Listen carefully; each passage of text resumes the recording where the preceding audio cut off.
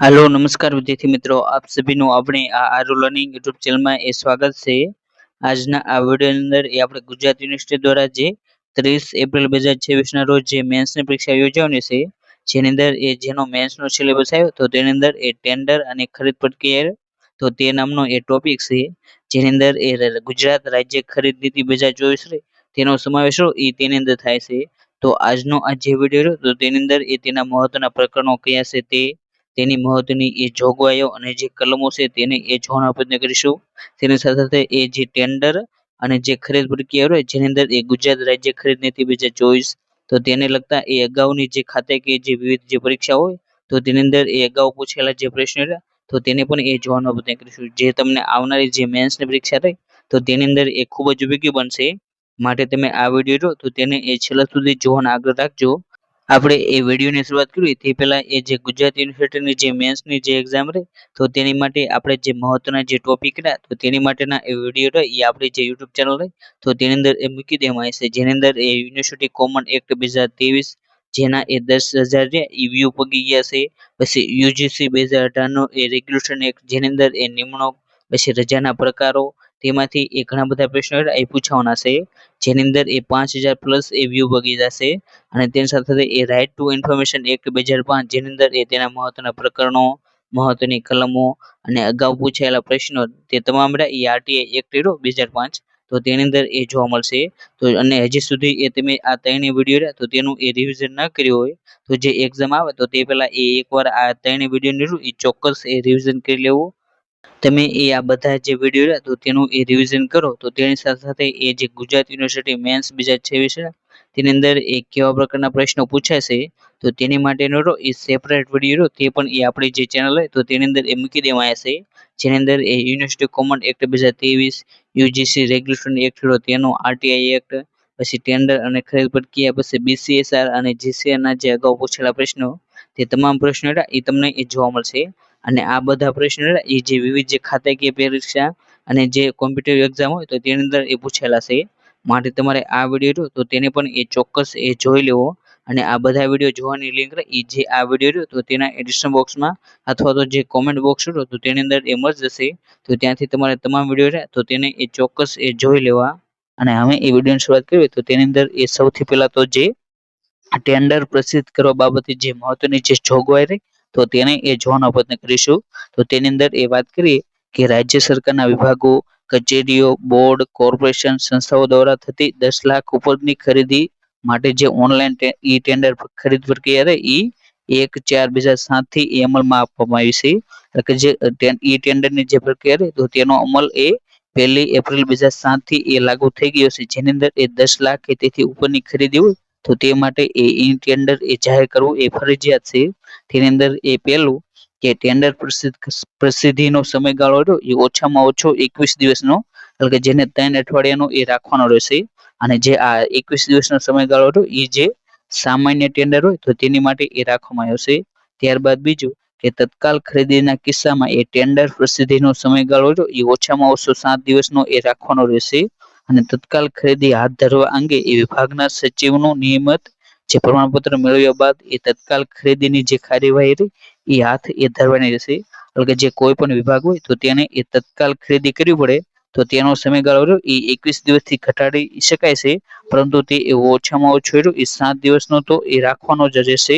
ત્યારબાદ ત્રીજું કે અસાધારણ પ્રકારની તત્કાલ ખરીદી જેવા કે રોગચાળો, કુદરતી આપત્તિઓ, રમખાણો વગેરેમાં જે અસાધારણ પ્રકારની જે તત્કાલ ખરીદી કરવાની થાય તો તેવા સંજોગોમાં ટેન્ડર પ્રસિદ્ધિનો સમયગાળો તો તેને 7 દિવસથી પણ ઘટાડી રાખવા માટે વિભાગના સચિવ દ્વારા તત્કાલ ખરીદીના પ્રમાણપત્રમાં ખાસ સંજોગો અને ખરીદીની જરૂરિયાત દર્શાવતા કારણો તે જણાવવા જરૂરી છે।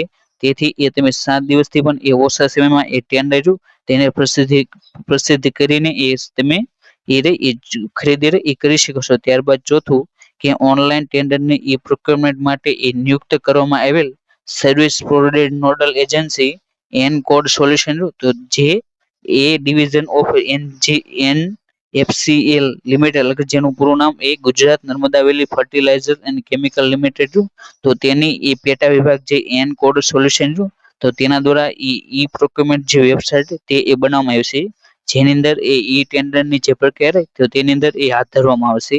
ત્યારબાદ પાંચમું કે 1 લાખ કે તેથી વધુ રકમની ખરીદી માટે એ પ્રસિદ્ધ કરાયેલ ટેન્ડરની પ્રસિદ્ધિ માટે એ બહોળા પ્રમાણમાં પ્રચાર કરવો જરૂરી છે અને તેની જાહેરાત એ ગુજરાતી તથા જે અંગ્રેજી ન્યૂઝપેપર હોય તો તેની અંદર એ તમારે આપવાની રહેશે.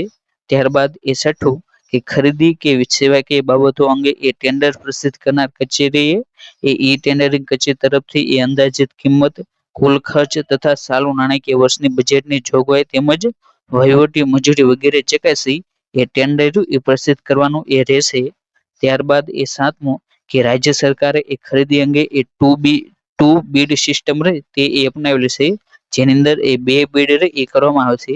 જેની અંદર એક બીડ એ ટેકનિકલ બીડ હોય છે અને બીજી રહે એ કોમર્શિયલ બીડ હોય છે અને તમામ ડોક્યુમેન્ટ્સ, ટેન્ડર ફી અને ઈએમસી ભર્યા પછી એ સૌથી પહેલા તો જે ટેકનિકલ બીડ રહે તો તેને એ ખોલવામાં આવશે.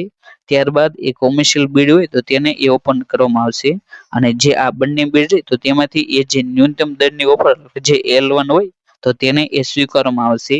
ત્યારબાદ એ આઠમું કે ટેન્ડરની વેલિડિટીનો પીરિયડ એ ઓછામાં ઓછો એ 90 દિવસનો એ રાખવો જોઈએ. ત્યારબાદ નવમું કે જેની અંદર એ ટેન્ડર ફી એ વાત કરવામાં આવી છે અને જે પણ એ ટેન્ડરની અંદાજિત કિંમત હોય તો તેને ધ્યાનમાં લઈ આ જે ફી એ નક્કી કરવામાં આવશે. જેની અંદર જો ટેન્ડર એ 10 લાખ સુધીનો હોય તો તેની માટે એ 500 રૂપિયા, 10 લાખ થી એ 50 લાખ સુધીનું હોય તો તેની અંદર એ 100 રૂપિયા 1000 રૂપિયા એ ટેન્ડર ફી રાખેલી છે. અગર જે 10 લાખ થી એ 50 લાખ હોય તો તેની અંદર 1000 રૂપિયા, જ્યારે 50 લાખ થી એ 100 લાખ એટલે કે જે 1 કરોડ સુધીનું હોય તો તેની અંદર એ 2000 રૂપિયા એ ટેન્ડર ફી રાખેલી છે. જ્યારે 1 કરોડ થી વધુનું ટેન્ડર હોય તો તેની અંદર એ 5000 રૂપિયા એ ટેન્ડર ફી એ રાખેલી છે.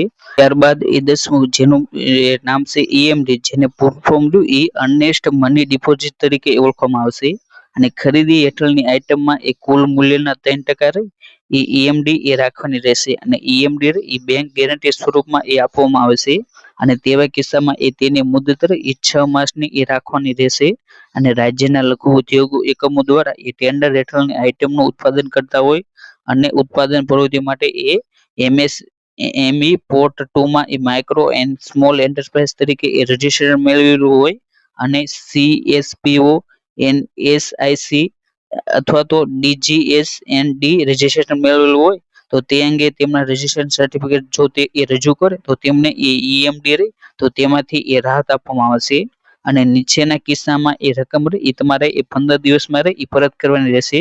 જ્યારે ટેન્ડર એ નામંજૂર કરવામાં આવે અથવા તો ઇગ્નોર કરવામાં આવે અથવા તો જે પેઢી અથવા એકમને ઓર્ડર આપવામાં આવેલો હોય તેને એ સિક્યુરિટી ડિફિઝ ભરવામાંથી એ મુક્તિ આપવામાં આવી હોય તો તેમની રકમ એ તમારે એ 15 દિવસમાં એ પરત કરવાની રહેશે. બીજું કે જે પેઢી અથવા તો એકમને ઓર્ડર આપવામાં આવેલો હોય તેણે એ સિક્યુરિટી ડિપોઝિટની રકમ એ જમા કરેલો હોય તો તેમણે પણ એ EMD ની રકમ એ 15 દિવસમાં એ પરત કરવાની રહેશે. જે કિસ્સામાં એ ટેન્ડર એ ફરી મગાવવામાં આવ્યા હોય એટલે કે જે બંધ કરવામાં આવ્યા હોય તો તેવા કિસ્સામાં પણ એ EMD ની રકમ એ 15 દિવસમાં એ પરત કરવાની રહેશે. ત્યારબાદ એ 11મું કે ખરીદી હેઠળની આઇટમમાં એ કુલ મૂલ્યના 5% રહી એ સિક્યુરિટી ડિપોઝિટ રહી એ રાખવાની રહેશે અને મુદત ખરીદી હેઠળની આઇટમના એ વોરંટી પીરિયડ પૂર્ણ થાય ત્યાં સુધીનો એ સમયગાળો રહ્યો એ તેની અંદર એ મેળવવાનો રહેશે.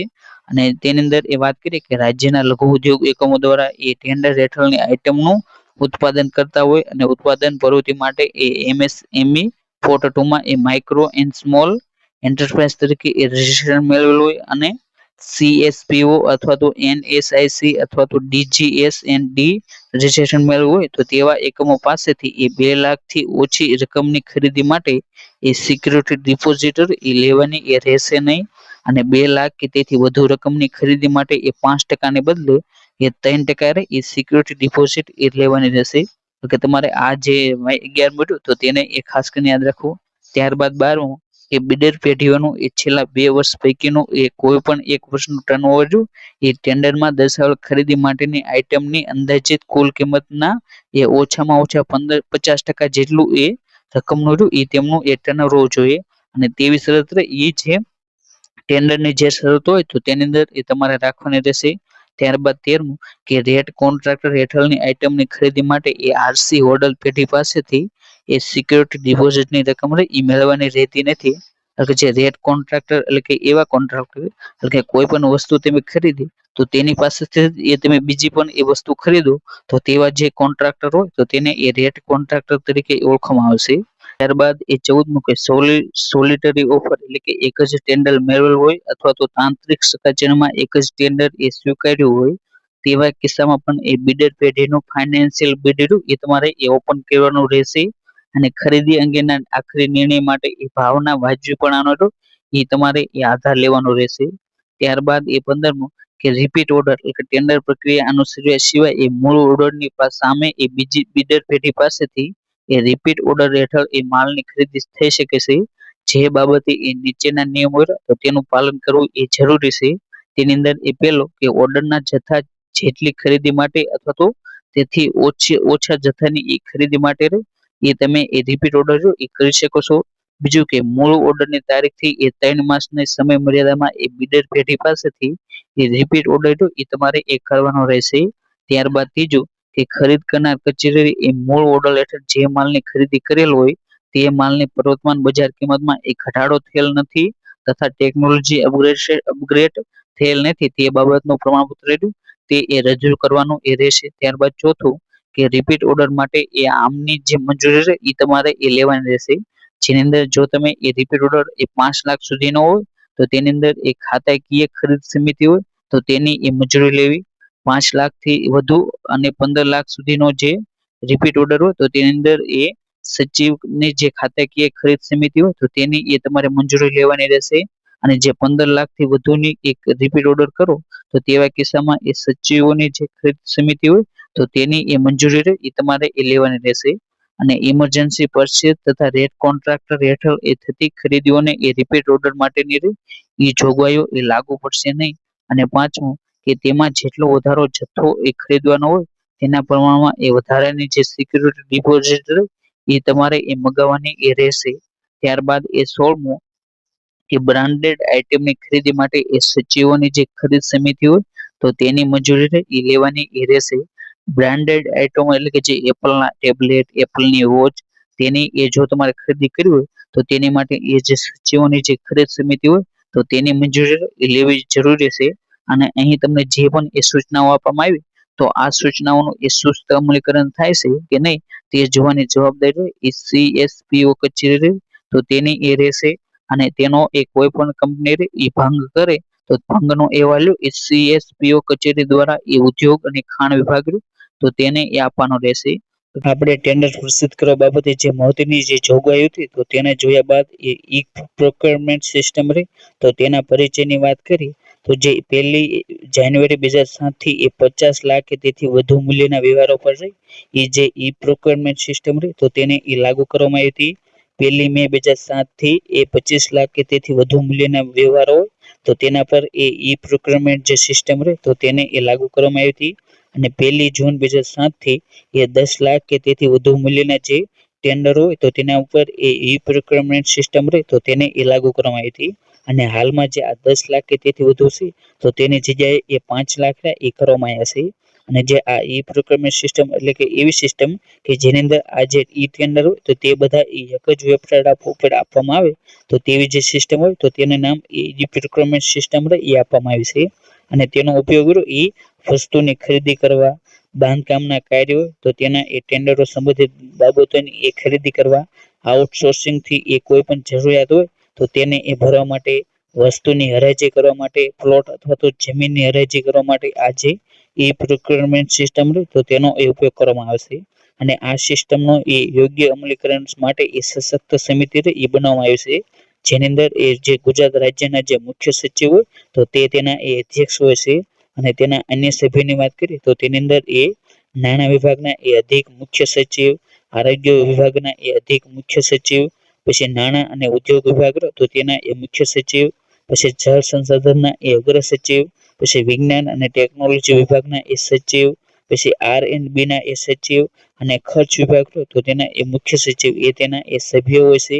જ્યારે અધિક કમિશનર ઉદ્યોગ અને CSP હોય તો તેના એ અધિક કમિશનર એ તેના એ સભ્ય સચિવ હોય છે. કે આ તમારી જે સશક્ત સમિતિ રહી તો તે તેનું અમલીકરણ યોગ્ય રીતે થાય છે કે નહીં તો તેનું એ ધ્યાન રાખે છે.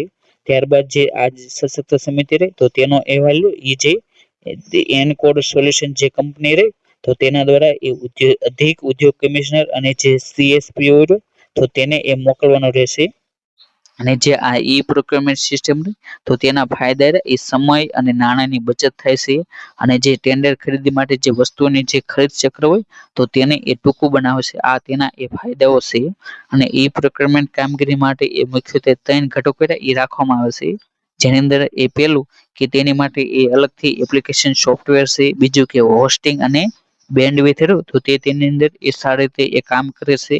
ત્રીજું કે તેની અંદર એ સુરક્ષા અને કાનૂની પવિત્રતા એ જળવાઈ એ રહે છે. આ 3 એ તેના મુખ્ય ઘટકો છે.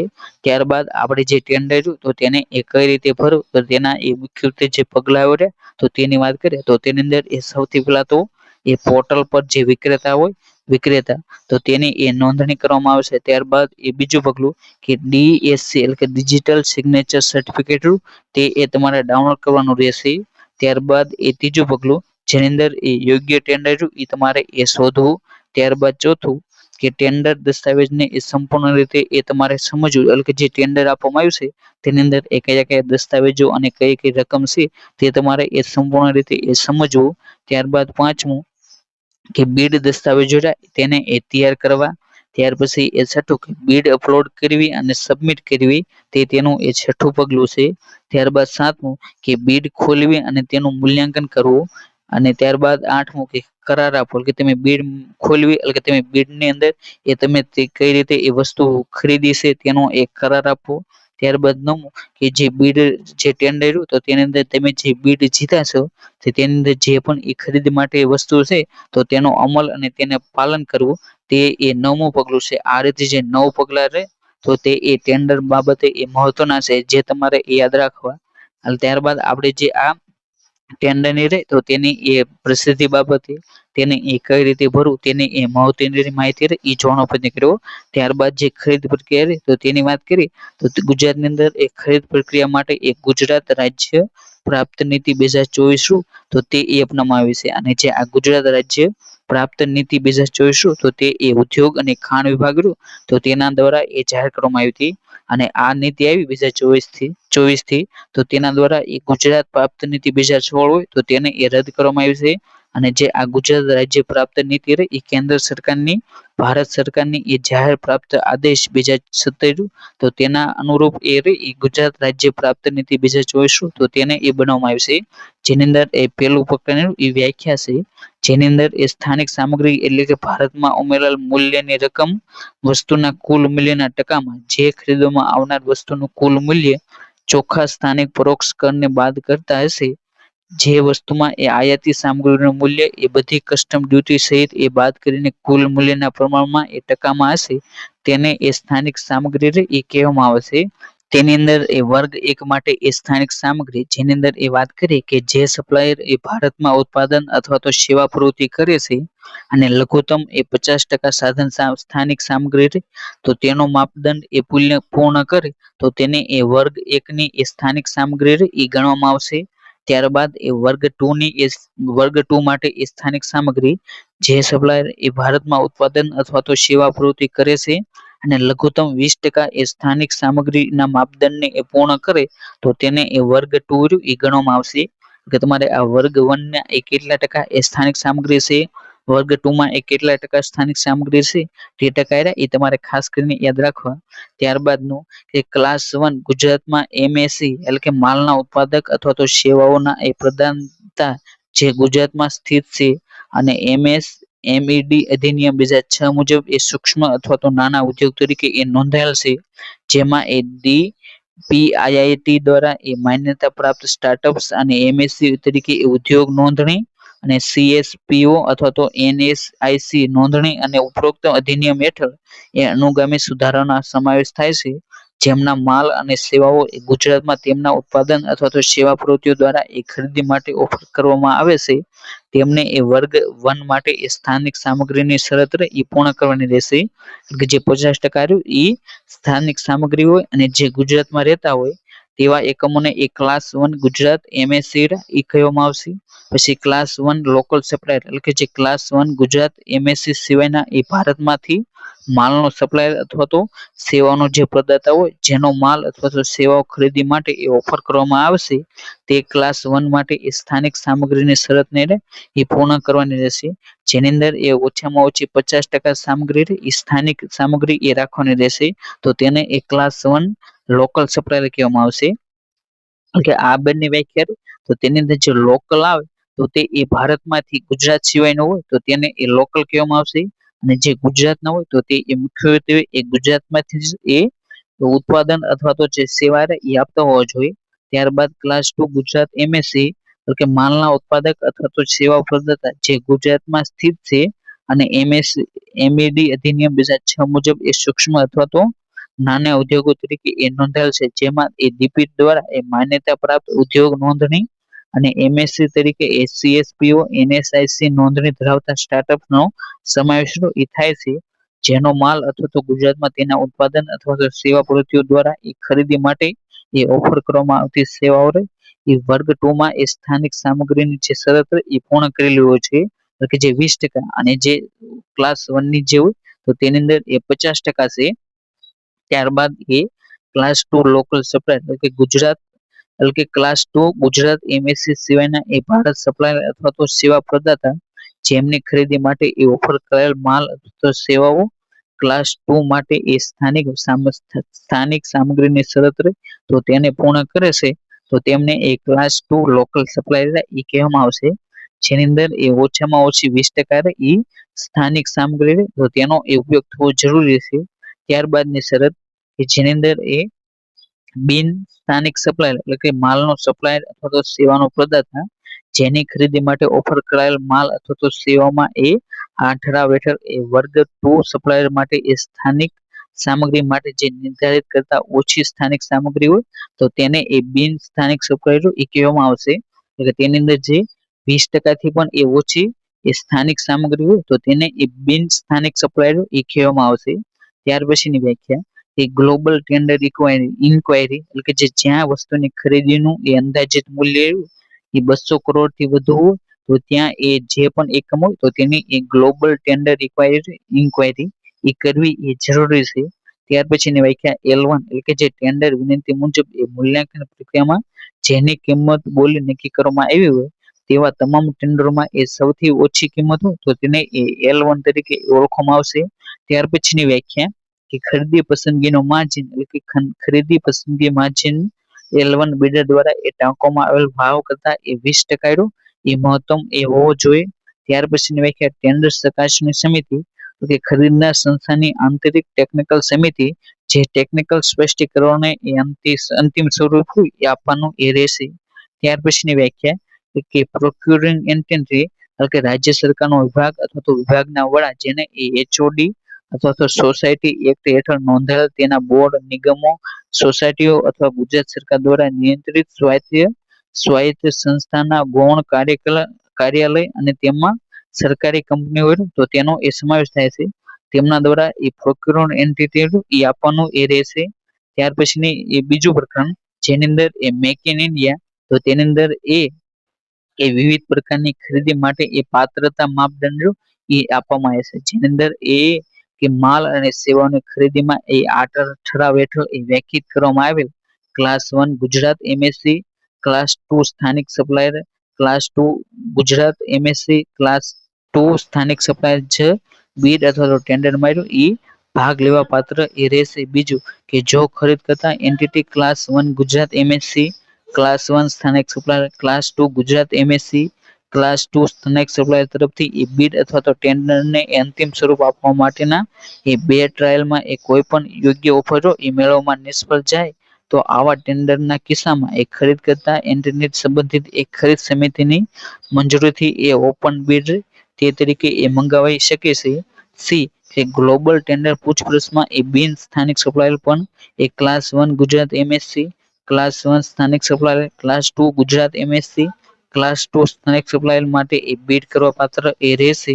ત્યારબાદ ડી કે સામાન્ય રીતે ફક્ત ઇન્ડિયન 200 કરોડથી વધુની ખરીદીઓને એ વસ્તી માટે વસ્તુ હોય તો તેની ખરીદ 200 કરોડથી વધુની વસ્તુ ખરીદો તો તે માટે એક ગ્લોબલ ટેન્ડર ઇન્ક્વાયરી બહાર પાડવામાં આવશે અને ચોક્કસ તકનીકી આવશ્યકતાના કિસ્સામાં એ બિન ભારતમાં વસ્તુઓની ઉપલબ્ધતા અને જો ભારતની બહાર એ ખરીદી કરવી ફરજિયાત હોય તો સચિવોની એક ખરીદ સમિતિ એટલે કે જે એસએફસી તો તેની એ પૂર્વ મંજૂરી માટે એ 200 કરોડથી ઓછી કિંમત હોય તે માટે પણ એ વૈશ્વિક ટેન્ડરની પૂછપરછ એ કરી શકાય છે અને ખરીદમાંથી એ મુક્તિ તો જેની અંદર એ 5 લાખ રૂપિયા સુધીની એ ખરીદને એ કલમ 2 માંથી એ મુક્તિ આપવામાં આવશે. જો કે ખરીદી કરતી સંસ્થાઓ દ્વારા એ ખાતરી કરવામાં આવશે કે ઉપરોક્ત કલમ 2A ની જોગવાઈઓને એ ટાળવા માટેની એ ખરીદનું વિભાજન તો તે એ ન કરવામાં આવે. ત્યારબાદ બી કે પ્રાપ્તિ અને સ્પષ્ટીકરણ. ત્યારબાદ સી કે સ્થાનિક સામગ્રીની એ ચકાસણી જેની અંદર એ કે ક્લાસ 1 ગુજરાત એમએસસી, ક્લાસ 1 સ્થાનિક supplier, class 2 Gujarat MSC, class 2 સ્થાનિક સપ્લાયર એ ટેન્ડર બિડિંગ અથવા તો સોલિસિટેશન સ્થાપને સ્થાનિક સામગ્રીની ટકાવારી દર્શાવવી પડશે અને 100 પ્રમાણપત્ર તે પણ એ આપવું પડશે અને ઓફર કરાયેલ વસ્તુ એ સ્થાનિક સામગ્રીની જરૂરિયાતને પૂર્ણ કરે છે તેઓએ તે રકમની વિગતો પણ એ પ્રદાન કરવાની રહેશે જ્યાં સ્થાનિક મૂલ્યવર્ધન એ કરવામાં આવી રહ્યું હોય.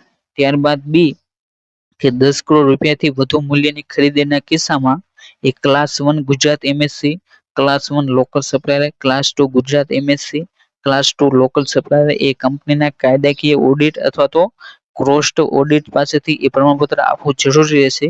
જો કંપની એક હેઠળ નોંધાયેલ હોય જ્યારે અન્ય એન્ટિટી કિસ્સામાં એ સપ્લાયરે સ્થાનિક સામગ્રીની ટકાવારી એ પ્રમાણિત કરવા કરતા પ્રોક્સિન કોસ્ટ એકાઉન્ટ અથવા તો પ્રેક્સિન ચાર્ટર એકાઉન્ટ પાસેથી એ પ્રમાણપત્ર એ આપવું એ જરૂરી રહેશે. સી કે ટેકનિકલ સમિતિ એટલે કે ટેન્ડર ચકાસણી સમિતિ જેની અંદર એ 100 કરોડ રૂપિયા કે તેથી વધુની બીડ કિંમત ધરાવતા તમામ કેસ માટે એ સ્થાનિક સામગ્રી ચકાસણી એ કરવાની એ રહેશે અને 10 કરોડથી એ ઓછી બીડ ધરાવતા તમામ કેસોમાં એ રેન્ડમલી સામગ્રીની એ ચકાસણી એ કરી શકે છે. જો જરૂરી હોય તો સંબંધિત ખરીદી સમિતિ સ્વ ઘોષણાઓ અથવા તો ઓડિટ અથવા તો ચાર્ટર એકાઉન્ટના પ્રમાણપત્રોની સ્વ ચકાસણી તે માટે એ આંતરિક અથવા તો બાહ્ય નિષ્ણાતોની નોમિનેટ એ કરી શકે છે. ત્યારબાદ ડી કે ખોટી ઘોષણા અથવા તો પ્રમાણપત્રના નીતિના અમલ માટે એ કલમ 2C ના ઉલ્લંઘન તરફથી એ દોરી જશે જેના માટે એ બોલી લગાવનાર અથવા તો તેના અનુગામીઓને એ કાયદા હેઠળ માન્ય હોય તેવી અન્ય કાર્યવાહી માટે એ 2 વર્ષ સુધી એ પ્રતિબંધ એ કરવામાં આવશે અને પ્રતિબંધ ખરીદી માર્ગદર્શિકા 2004 ની જોગવાઈઓ અનુસાર એ ઉદ્યોગ અને ખાણ વિભાગો તો તેની એ સંમતિ લઈ લેવામાં આવશે. ત્યારબાદ કે આ ઠરાવથી એ કોઈ પણ જોગવાઈના ઉલ્લંઘન બદલ એ કોઈ પણ ખરીદ સંસ્થા દ્વારા એ પ્રતિબંધ કરાયેલ સપ્લાયર પ્રતિબંધના સમયગાળા માટે એ રાજ્ય સરકારની કોઈ પણ ખરીદ સંસ્થા દ્વારા એ ખરીદી માટેના જો ટેન્ડર હોય તો તેની અંદર એ તમે એ ભાગ લઈ શકશો નહીં. ત્યારબાદ ડી કે તબક્કાવાર સ્વદેશીકરણ માટે એ લાયસન્સ ટેકનોલોજી સહયોગ કરાર હેઠળ એ ઉત્પાદન લઘુત્તમ સ્થાનિક સામગ્રીને સૂચિત કરતી વખતે એ સચિવ ખરીદ સમિતિ કે જે એસપીસી સપ્લાયને એ નિર્ધારિત સ્થાનિક સામગ્રીને એ પૂર્ણ કરવાથી એ મુક્તિ આપવા માટે એ ખાસ જોગવાઈ એ કરી શકે છે. જો ઉત્પાદન એ ભારતમાં બૌદ્ધિક સંપદા અધિકારો ધરાવતા વૈશ્વિક ઉત્પાદનના લાયસન્સ હેઠળ એ બનાવવામાં આવી રહ્યું હોય અને જ્યાં એ વિદેશમાં વિકસિત ઉત્પાદન સ્વદેશી ઉત્પાદન માટે એક ટેકનોલોજી એ સહયોગ કરાર અથવા તો ટેકનોલોજી કરાર ટ્રાન્સફર હોય જેમાં એ સ્થાનિક સામગ્રીમાં એ સ્પષ્ટ એ તબક્કાવાર એ વધારો થાય છે. કે બધા વહીવટી વિભાગો જેમની ખરીદ વાર્ષિક એ 100 કરોડથી વધુ છે તેઓ એ આગામી 6 વર્ષ માટે એ દર વર્ષે તેમની ખરીદ અંદાજો જેમાં એ પીએસઈએસ અને પીએસયુનો એ સમાવેશ થાય છે તેમની સંબંધિત એ વેબસાઇટ એ સૂચિત અને અપડેટ એ કરવાની રહેશે. ત્યારબાદ એ ત્રીજું કે બોલી લગાવનારનું એ ટર્નઓવર તો છેલ્લા 3 વર્ષ દરમિયાન એ બોલી લગાવનારનું એ ઓછામાં ઓછું સરેરાશ વાર્ષિક નાણાકીય ટર્નઓવર અથવા તો વાર્ષિક ઉત્પાદન એ બોલી લગાવવાના મૂલ્ય કરતાં એ ઓછામાં ઓછું એ બમણું હોવું જોઈએ અને સંબંધિત સમયગાળા માટે એ નાણાકીય ટર્નઓવર અથવા તો વાસ્તવિક ઉત્પાદન વિગતો દર્શાવતા સંબંધિત સમયગાળાના એ પ્રમાણિત ઓડિટ બેલેન્સ શીટ અથવા તો ચાર્ટર્ડ એકાઉન્ટ અથવા તો કોસ્ટ એકાઉન્ટનું એ પ્રમાણપત્ર એ બીડ સાથે એ અપલોડ કરવાનું રહેશે. જો બોલી લગાવનારને એ રચના અથવા તો નિગમની તારીખથી એ 3 વર્ષથી એ ઓછી કરવામાં આવી હોય તો રચનાની તારીખથી એ પૂર્ણ થયેલ નાણાકીય વર્ષોના સંદર્ભમાં એ સરેરાશ નાણાકીય એ ટર્નઓવર અથવા તો વાર્ષિક ઉત્પાદન એ આ માપદંડ હેઠળ એ ધ્યાનમાં લેવામાં આવશે. અને આ GEM દ્વારા એ ખરીદી માટે પણ એ આ નિયમ લાગુ પડશે. ત્યારબાદ એ ચોથું પ્રકરણ જેની અંદર એ ટેન્ડર ફી અને EMD ના માપદંડો એ તમને એ આપવામાં આવ્યા છે. જેની અંદર એ ટેન્ડર ફી તો તેની અંદર એ મુક્તિપાત્ર એ કોણ કોણ રહેશે તો તેની વાત કરીએ તો તેની અંદર એ પહેલું કે MSC સેવા પૂરી પાડી રહ્યા છે અને તેના માટે એ ટેન્ડર પ્રક્રિયામાં એ સીધા ભાગ લેશે અને ખરીદી હેઠળની વસ્તુઓ અથવા તો સેવાના માટે એ ઉદ્યોગ નોંધણી ધરાવે છે અને CSPO અથવા તો રાષ્ટ્રીય લઘુ ઉદ્યોગ નિગમ દ્વારા એ નોંધણી ધરાવતા હોય તો તેને એ ટેન્ડર ફી તો તેની અંદરથી એ મુક્તિ આપવામાં આવશે. ત્યારબાદ બીજું કે સ્ટાર્ટઅપ ઇન્ડિયા પ્રોગ્રામ હેઠળ એ DIPAM દ્વારા માન્યતા પ્રાપ્ત કરે છે. જેમણે MSC તરીકે MSC તો તેની અંદર એ ઉદ્યોગ તરીકે અને CSPO અને NSIC તો તેની અંદર એ નોંધણી મેળવી તો તેમને એ ટેન્ડર ફી અને જે EMD રકમ હોય તો તેની અંદર એ મુક્તિ આપવામાં આવશે. ત્રીજું કે ગુજરાત ખાદી ગ્રામ્ય ઉદ્યોગ બોર્ડ અથવા તો ખાદી અને ગ્રામ ઉદ્યોગ બોર્ડ જેને ટૂંકમાં એ KVIC અથવા તો કુટીર ઉદ્યોગ કમિશનર તરફથી એ નોંધણીપત્ર મેળવ્યું હોય તો તેમને પણ એ મુક્તિ આપવામાં આવશે. ચોથું કે કેન્દ્ર રાજ્ય સરકારના બોર્ડ અથવા નિગમો PSU એ તેમની પોતાની જે ઉત્પાદિત વસ્તુઓ તો તે માટે એ ટેન્ડર બહાર પાડે તો તેમને પણ એ મુક્તિ આપવામાં આવશે. પાંચમું કે માન્ય સંસ્થાઓ જેમ કે અંધ મૂંગા અને બહેરા અપંગ માનસિક રીતે સક્ષમ વ્યક્તિઓ માટેની જે સંસ્થાઓ હોય ગુજરાત લાઇવલીહુડ પ્રમોશન કંપની દ્વારા એ માન્યતા પ્રાપ્ત મહિલા સ્વસહાય જૂથ જેઓ કે એ ઉત્પાદન અને સેવાઓ એ પૂરી પાડી રહ્યા છે તેમના માટે એ ટેન્ડર પ્રક્રિયામાં સીધો ભાગ લે તો તેમને પણ એ ટેન્ડર ફી અને EMD ની રકમ રહે તો તેમાંથી એ મુક્તિ આપવામાં આવશે. ત્યારબાદ છઠ્ઠું કે GEM દ્વારા એ વિક્રેતા મૂલ્યાંકન એજન્સીઓ દ્વારા એ પ્રાથમિક ઉત્પાદન અને પ્રાથમિક સેવા માટે એ વિક્રેતાનું મૂલ્યાંકન પ્રક્રિયા દ્વારા એ તેમના ઓળખપત્રની એ ચકાસણી કરાવી હોય તો તેમને પણ એ મુક્તિ આપવામાં આવશે. સાતમું કે GEM માર્ગદર્શિકા અનુસાર એ OEM અને સેવાઓ પ્રદાતાઓ જે સીધી અથવા તો પોતાની રીતે એ સેવાઓ પ્રદાન કરે છે અને જેમનું વાર્ષિક ટર્નઓવર એ 500 કરોડ કે તેથી વધુ હોય તો તેમને પણ એ ટેન્ડર ફી અને જે EMD તો તેમાંથી એ મુક્તિ આપવામાં આવશે. આઠમું કે GEM માર્ગદર્શિકાને ધ્યાનમાં રાખીને એ પ્રાથમિક ઉત્પાદન શ્રેણી માટે એ BIS લાયસન્સ ધરાવતા વિક્રેતાઓ અથવા તો સેવા પ્રદાતાઓ જેમના ઓળખપત્રો એ BIC ડેટાબેઝ માન્ય હોય તો તેમને પણ એ મુક્તિ આપવામાં આવશે. આ 8 રહ્યા તો તેમને એ ટેન્ડર ફી અને જે EMD રહે તો તેની રકમમાંથી એ મુક્તિ આપવામાં આવશે. ત્યારબાદ એ બી જેની અંદર એ ટેન્ડર ફી અને જે EMD ની રકમ રહે તો તેની એ નક્કી કરવામાં આવશે અને જે EMD રહ્યું તો તેનું ફૂલ ફોર્મ એ અર્નેસ્ટ મની ડિપોઝિટ તેનું એ ફૂલ ફોર્મ થાય છે જે તમારે એ ખાસ કરીને યાદ રાખવું. અને ઉલ્લેખિત એ સાહસો સિવાયના એ સાહસો માટે જે ટેન્ડર પ્રક્રિયામાં એ ભાગ લેશે તો તેમની માટે એ ટેન્ડર ફી અને EMD એ જે તમને અહીં જે નીચે મુજબ જે કોષ્ટક આપવામાં આવ્યું છે તો તે મુજબની એ રહેશે. જેની અંદર એ 25 લાખ સુધીનું જો ટેન્ડર હોય તો તેમને એ 1500 રૂપિયા એ ભરવાના રહેશે અને તેમની માટે એ EMD એ જે ટેન્ડરનું જે કુલ મૂલ્ય હોય તો તેના 3% એ EMD એ ભરવાની રહેશે. અને જે 25 લાખ થી એ 50 લાખ સુધીનું એ ટેન્ડર હોય તો તેમને એ 2500 રૂપિયા એ ટેન્ડર ફી અને 3% એ EMD ની રકમ એ ભરવાની રહેશે. ત્યારબાદ એ 50 લાખ થી એ 1 કરોડ સુધીનું એટલે કે જે 50 લાખ થી એ 1 કરોડ સુધીનું જો ટેન્ડર હોય તો તેમને એ 5000 રૂપિયા એ ટેન્ડર ફી અને જે ટેન્ડરનું જે કુલ મૂલ્ય હોય તો તેના એ 3% EMD ની એ રકમ ભરવાની રહેશે. અને જો ટેન્ડર એ 1 કરોડ થી એ વધુનું હોય તો તેમણે એ 15000 રૂપિયા એ ટેન્ડર ફી એ ભરવાની રહેશે અને ટેન્ડરના કુલ મૂલ્યના એ 3% EMD એ ભરવાની રહેશે. એટલે કે જે અમને અહીં જે પણ એ રકમ આપવામાં આવી તો તેની અંદર એ EMD એ 3% જ એ રહેશે અને આ 3% EMD એ GEM એટલે કે ગવર્મેન્ટ ઈ માર્કેટ પ્લેસ તો ત્યાંથી પણ એ ખરીદી કરો તો તે પણ એ 3% એ તમારે એ લાગુ પડશે. અને તમામ અસફળ બોલી લગાવનારોને એ ઈએમડી રકમ રહે એ 7 કાર્યકારી દિવસમાં એ મુક્ત કરવામાં આવશે. અને ઈએમડી એ બેંક ખાતામાં રહે એ જમા કરવામાં આવશે નહીં.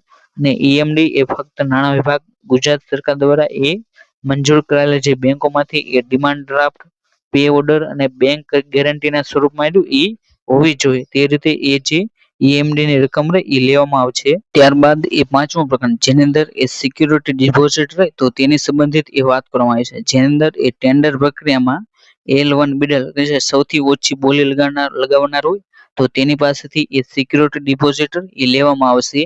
તો તેની અંદર એ આપણે વાત કરીએ તો જેની અંદર એ આગળ જે આપણે વાત કરી ટેન્ડર ફી અને જે ઈએમડી માંથી એ જે પણ બંનેમાં એ મુક્તિ આપવામાં આવી છે તો તેમની અંદર એ જો ટેન્ડર એ 5 લાખ સુધીનું હોય તો તેમને એ સિક્યોરિટી ડિપોઝિટમાંથી એ મુક્તિ આપવામાં આવી છે. અને જો ટેન્ડર એ 5 લાખથી એ વધુનું હોય તો તેમને એ જે પણ એ ટેન્ડરની કિંમત હોય તો તેના એ 3% એ સિક્યોરિટી ડિપોઝિટ એ ભરવાની રહેશે. પરંતુ તે ટેન્ડર એ 5 લાખથી એ વધુની કિંમતનું એ હોવું જોઈએ. અને જે આ જે મુક્તિ આપવામાં આવી તો તેના સિવાયના એ કોઈ પણ જે સાહસો હોય તો તેમને એ 5 લાખ સુધીની રકમ હોય ટેન્ડરની તો તેમને એ 5% એ જે સિક્યોરિટી ડિપોઝિટ એ ભરવાની રહેશે. અને જે 5 લાખથી એ વધુનું હોય તો પણ એ તેમને એ 5% જે વેલ્યુ હોય તેટલી કિંમતની એ ટેન્ડરની એ સિક્યોરિટી ડિપોઝિટ એ ભરવાની રહેશે. અને જે આ સિક્યોરિટી ડિપોઝિટ એ ટેન્ડરનું જે કુલ મૂલ્ય હોય તો તેના ઉપર એ લાગુ પડે છે. ત્યારબાદ એ છઠ્ઠું કે ખરીદી પસંદગી અને કિંમત મેચિંગ માટેની એ પ્રક્રિયા એ તમને એ છઠ્ઠું પ્રકરણ તો તેની અંદર એ આપવામાં આવ્યું છે. ત્યારબાદ એ સાતમું પ્રકરણ જેની અંદર એ સૂક્ષ્મ અને કુટીર અને નાના ઉદ્યોગો અને સ્ટાર્ટઅપ્સ માટે એ અનામત રહી એ કઈ કઈ વસ્તુ રાખવામાં આવી છે તો તેના સંબંધિત એ વાત કરવામાં આવી છે. ભારત સરકાર દ્વારા એ public procurement policy for micro and small enterprise order 2012 એ સૂચિત કરાયેલ અને સમયાંતરે સુધારેલ આ નીતિના એ પરિશિષ્ટ 2 મુજબ એ સૂક્ષ્મ કુટીર અને નાના ઉદ્યોગો દ્વારા એ ઉત્પાદિત અનામત માલની એક યાદી રહી એ તમને આપવામાં આવી છે. અને સ્ટાર્ટઅપ ઇન્ડિયા પ્રોગ્રામ હેઠળ એ ડીપીટી દ્વારા એ માન્યતા પ્રાપ્ત એમએસસી અને સ્ટાર્ટઅપ પાસેથી એ ખરીદવામાં આવશે. અને ઉદ્યોગ નોંધણી તેમજ સીએસપીઓ અથવા તો રાષ્ટ્રીય લઘુ ઉદ્યોગ નિગમ પાસેથી એ એમએસસી તરીકેનો એ જો તમે નોંધણી કરાવી હોય તો વધુમાં એ ડીપીટી દ્વારા એ માન્યતા પ્રાપ્ત અને રાજ્ય સરકાર દ્વારા એ ભંડોળ પૂરું પાડવામાં આવેલ સ્ટાર્ટઅપ સહિત એ ગુજરાતમાં સ્થિત અને નોંધાયેલ એમએસસી ને એ 20% ખરીદીને એ મંજૂરી એ પૂરી પાડવામાં આવશે. અને ખરીદી કરતી સંસ્થાઓ એ માલ અને સેવાની વાર્ષિક ખરીદીના એ ઓછામાં ઓછા 25% હિસ્સો એ સૂક્ષ્મ અને નાણાં ઉદ્યોગ એટલે જે એમએસસી તો તેમની પાસેથી એ મેળવવાનો એ પ્રયાસ એ કરવો જોઈએ. અને વાર્ષિક ખરીદીના એ 25% લક્ષ્યાંકમાંથી એ 4%નો એ પેટા લક્ષ્યાંક એ એસસી અથવા તો જે એસટી જે ઉદ્યોગ સાહસિકોના જે માલિકો હોય તો તેમની પાસેથી એ એમએસસી જેવા હોય તો તેમની પાસેથી એ ખરીદી શકશે. અને 25% મૂલ્યાંકનમાંથી એ 3% હિસ્સો એ મહિલા ઉદ્યોગ સાહસિકોની જે માલિકોનો જે સૂક્ષ્મ અને નાના ઉદ્યોગો હોય તો તેમની પાસેથી એ ખરીદવાનો રહેશે. અને તો ખરીદનાર સંસ્થાએ એ ઉપરોક્ત અનામત યાદી હેઠળની એ વસ્તુઓમાંથી જો ખરીદીની મુક્તિ મેળવી હોય તો તે માટે એ જે સસ્યોની જે ખરીદ સમિતિ હોય તો તેની એ પૂર્વ મંજૂરી એ લેવી એ જરૂરી છે. અને જે આ જે પરિશિષ્ટ 2 તો તેની અંદર એ જે આ ગુજરાત પ્રાપ્ત નીતિ 2024 તો તેના અંતર્ગત એ 358 વસ્તુઓ એ સૂક્ષ્મ કુટીર અને નાના ઉદ્યોગો અને જે સ્ટાર્ટઅપ છે તો તેમની માટે એ 358 વસ્તુઓ એ અનામત રાખવામાં આવી છે. માટે તમારે આ જે આંકડો તો તેને પણ એ ખાસ કરીને યાદ રાખવું. ત્યારબાદ એ 8મું કે ટેન્ડર વિના એ ખરીદી કરો તો તેની અંદર એ કે ટેન્ડર વિના એ ખરીદી માટે એ સંસ્થાઓની શ્રેણીઓ અને નાણાકીય પ્રતિબંધો એ તમને અહીં આપવામાં આવે છે. જેની અંદર એ પેટા શ્રેણી જેની અંદર એ સરકારી સંસ્થા જેની અંદર એ જેલ આ સંસ્થા દ્વારા એ ઉત્પાદિત થતી વસ્તુઓ જે બોલી અથવા તો ટેન્ડર મંગાવ્યા વિના એ 15 લાખ સુધીનું એ વાર્ષિક મૂલ્ય દીઠ એ નાણાકીય ટોચ મર્યાદામાં એ ખરીદી કરી શકો છો. જો કે આ ટોચ મર્યાદાની એ વધુની એ ખરીદી માટે એ ખરીદનાર સંસ્થાએ એ જે સસ્યોની જે ખરીદ સમિતિ તો તેની એ પૂર્વ મંજૂરી લેવી પડશે.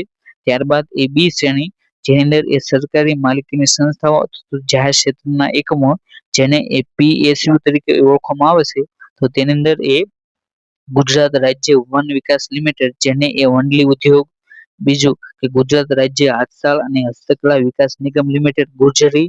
ત્રીજું કે ગુજરાત નર્મદા ખીણ ખાતરો અને રાસાયણિક માત્ર લીમડાના ઉત્પાદન માટે આ સંસ્થાઓ પાસેથી એ સંસ્થાઓ અથવા તો પીએસયુ દ્વારા ઉત્પાદિત થતી વસ્તુઓ જ એ બોલી અથવા તો ટેન્ડર આમંત્રિત કર્યા વિના એ 15 લાખ સુધીની એ વાર્ષિક કુલ વસ્તુઓ એ તમે નાણાકીય મર્યાદામાં એ ખરીદી કરી શકો છો. ત્યારબાદ એ શ્રી શ્રેણી કે સરકાર દ્વારા માન્ય સંસ્થાઓ જેની અંદર એ ગુજરાત ખાદી અને ગ્રામ ઉદ્યોગ બોર્ડ, ખાદી અને ગ્રામ ઉદ્યોગ આયોગ જેને કેવિક તરીકે ઓળખવામાં દ્વારા એ માન્ય અને ઉદ્યોગ અને ખાણ વિભાગ દ્વારા એ નીચે જણાવેલ વસ્તુઓ માટે એ માન્ય સંસ્થાઓ જેની અંદર એ સુતરાઉ કાપડ, પોલી ખાદી એટલે કે જે પોલી વસ્ત્ર, ઊનના કાપડ, લાકડા, સ્ટીલ, ફર્નિચર, તેલ, ઘાણી, ઘરે બનાવેલી પ્રજાતિઓ, બેકરી વગેરે વસ્તુઓ જેની અંદર એ હાથથી બનેલા કાગળો, સાબુ, ખાદ્ય તેલમાંથી બનાવેલ સસ્તું ફ્લાઇટ સેન્ટ જેની અંદર એ ચાર્મ ઉદ્યોગ અને ચામડાના ઉદ્યોગમાંથી એ બનાવેલી વસ્તુઓ, ફૂટવેર, બીજું ઉદ્યોગ અને ખાણ વિભાગ દ્વારા એ ગુજરાત સરકાર દ્વારા માન્ય દિવ્યાંગજન વિવિધ સહાયિત વ્યક્તિઓ માટેનું એ સંગઠન હોય તેના દ્વારા એ કોઈ પણ વસ્તુ હોય. પછી ત્રીજું ગુજરાત આજીવિકા પ્રમોશન કંપની દ્વારા એ માન્ય મહિલા સ્વસહાય જૂથો દ્વારા આ સંસ્થાઓ દ્વારા એ ઉત્પાદિત થતી વસ્તુઓ જ એ બોલી અથવા તો ટેન્ડર આમંત્રિત કર્યા વિના એ 5 લાખ સુધીની એ વસ્તુઓ એ નાણાકીય મર્યાદામાં એ કોઈ પણ જે એકમ એ ખરીદી શકે છે.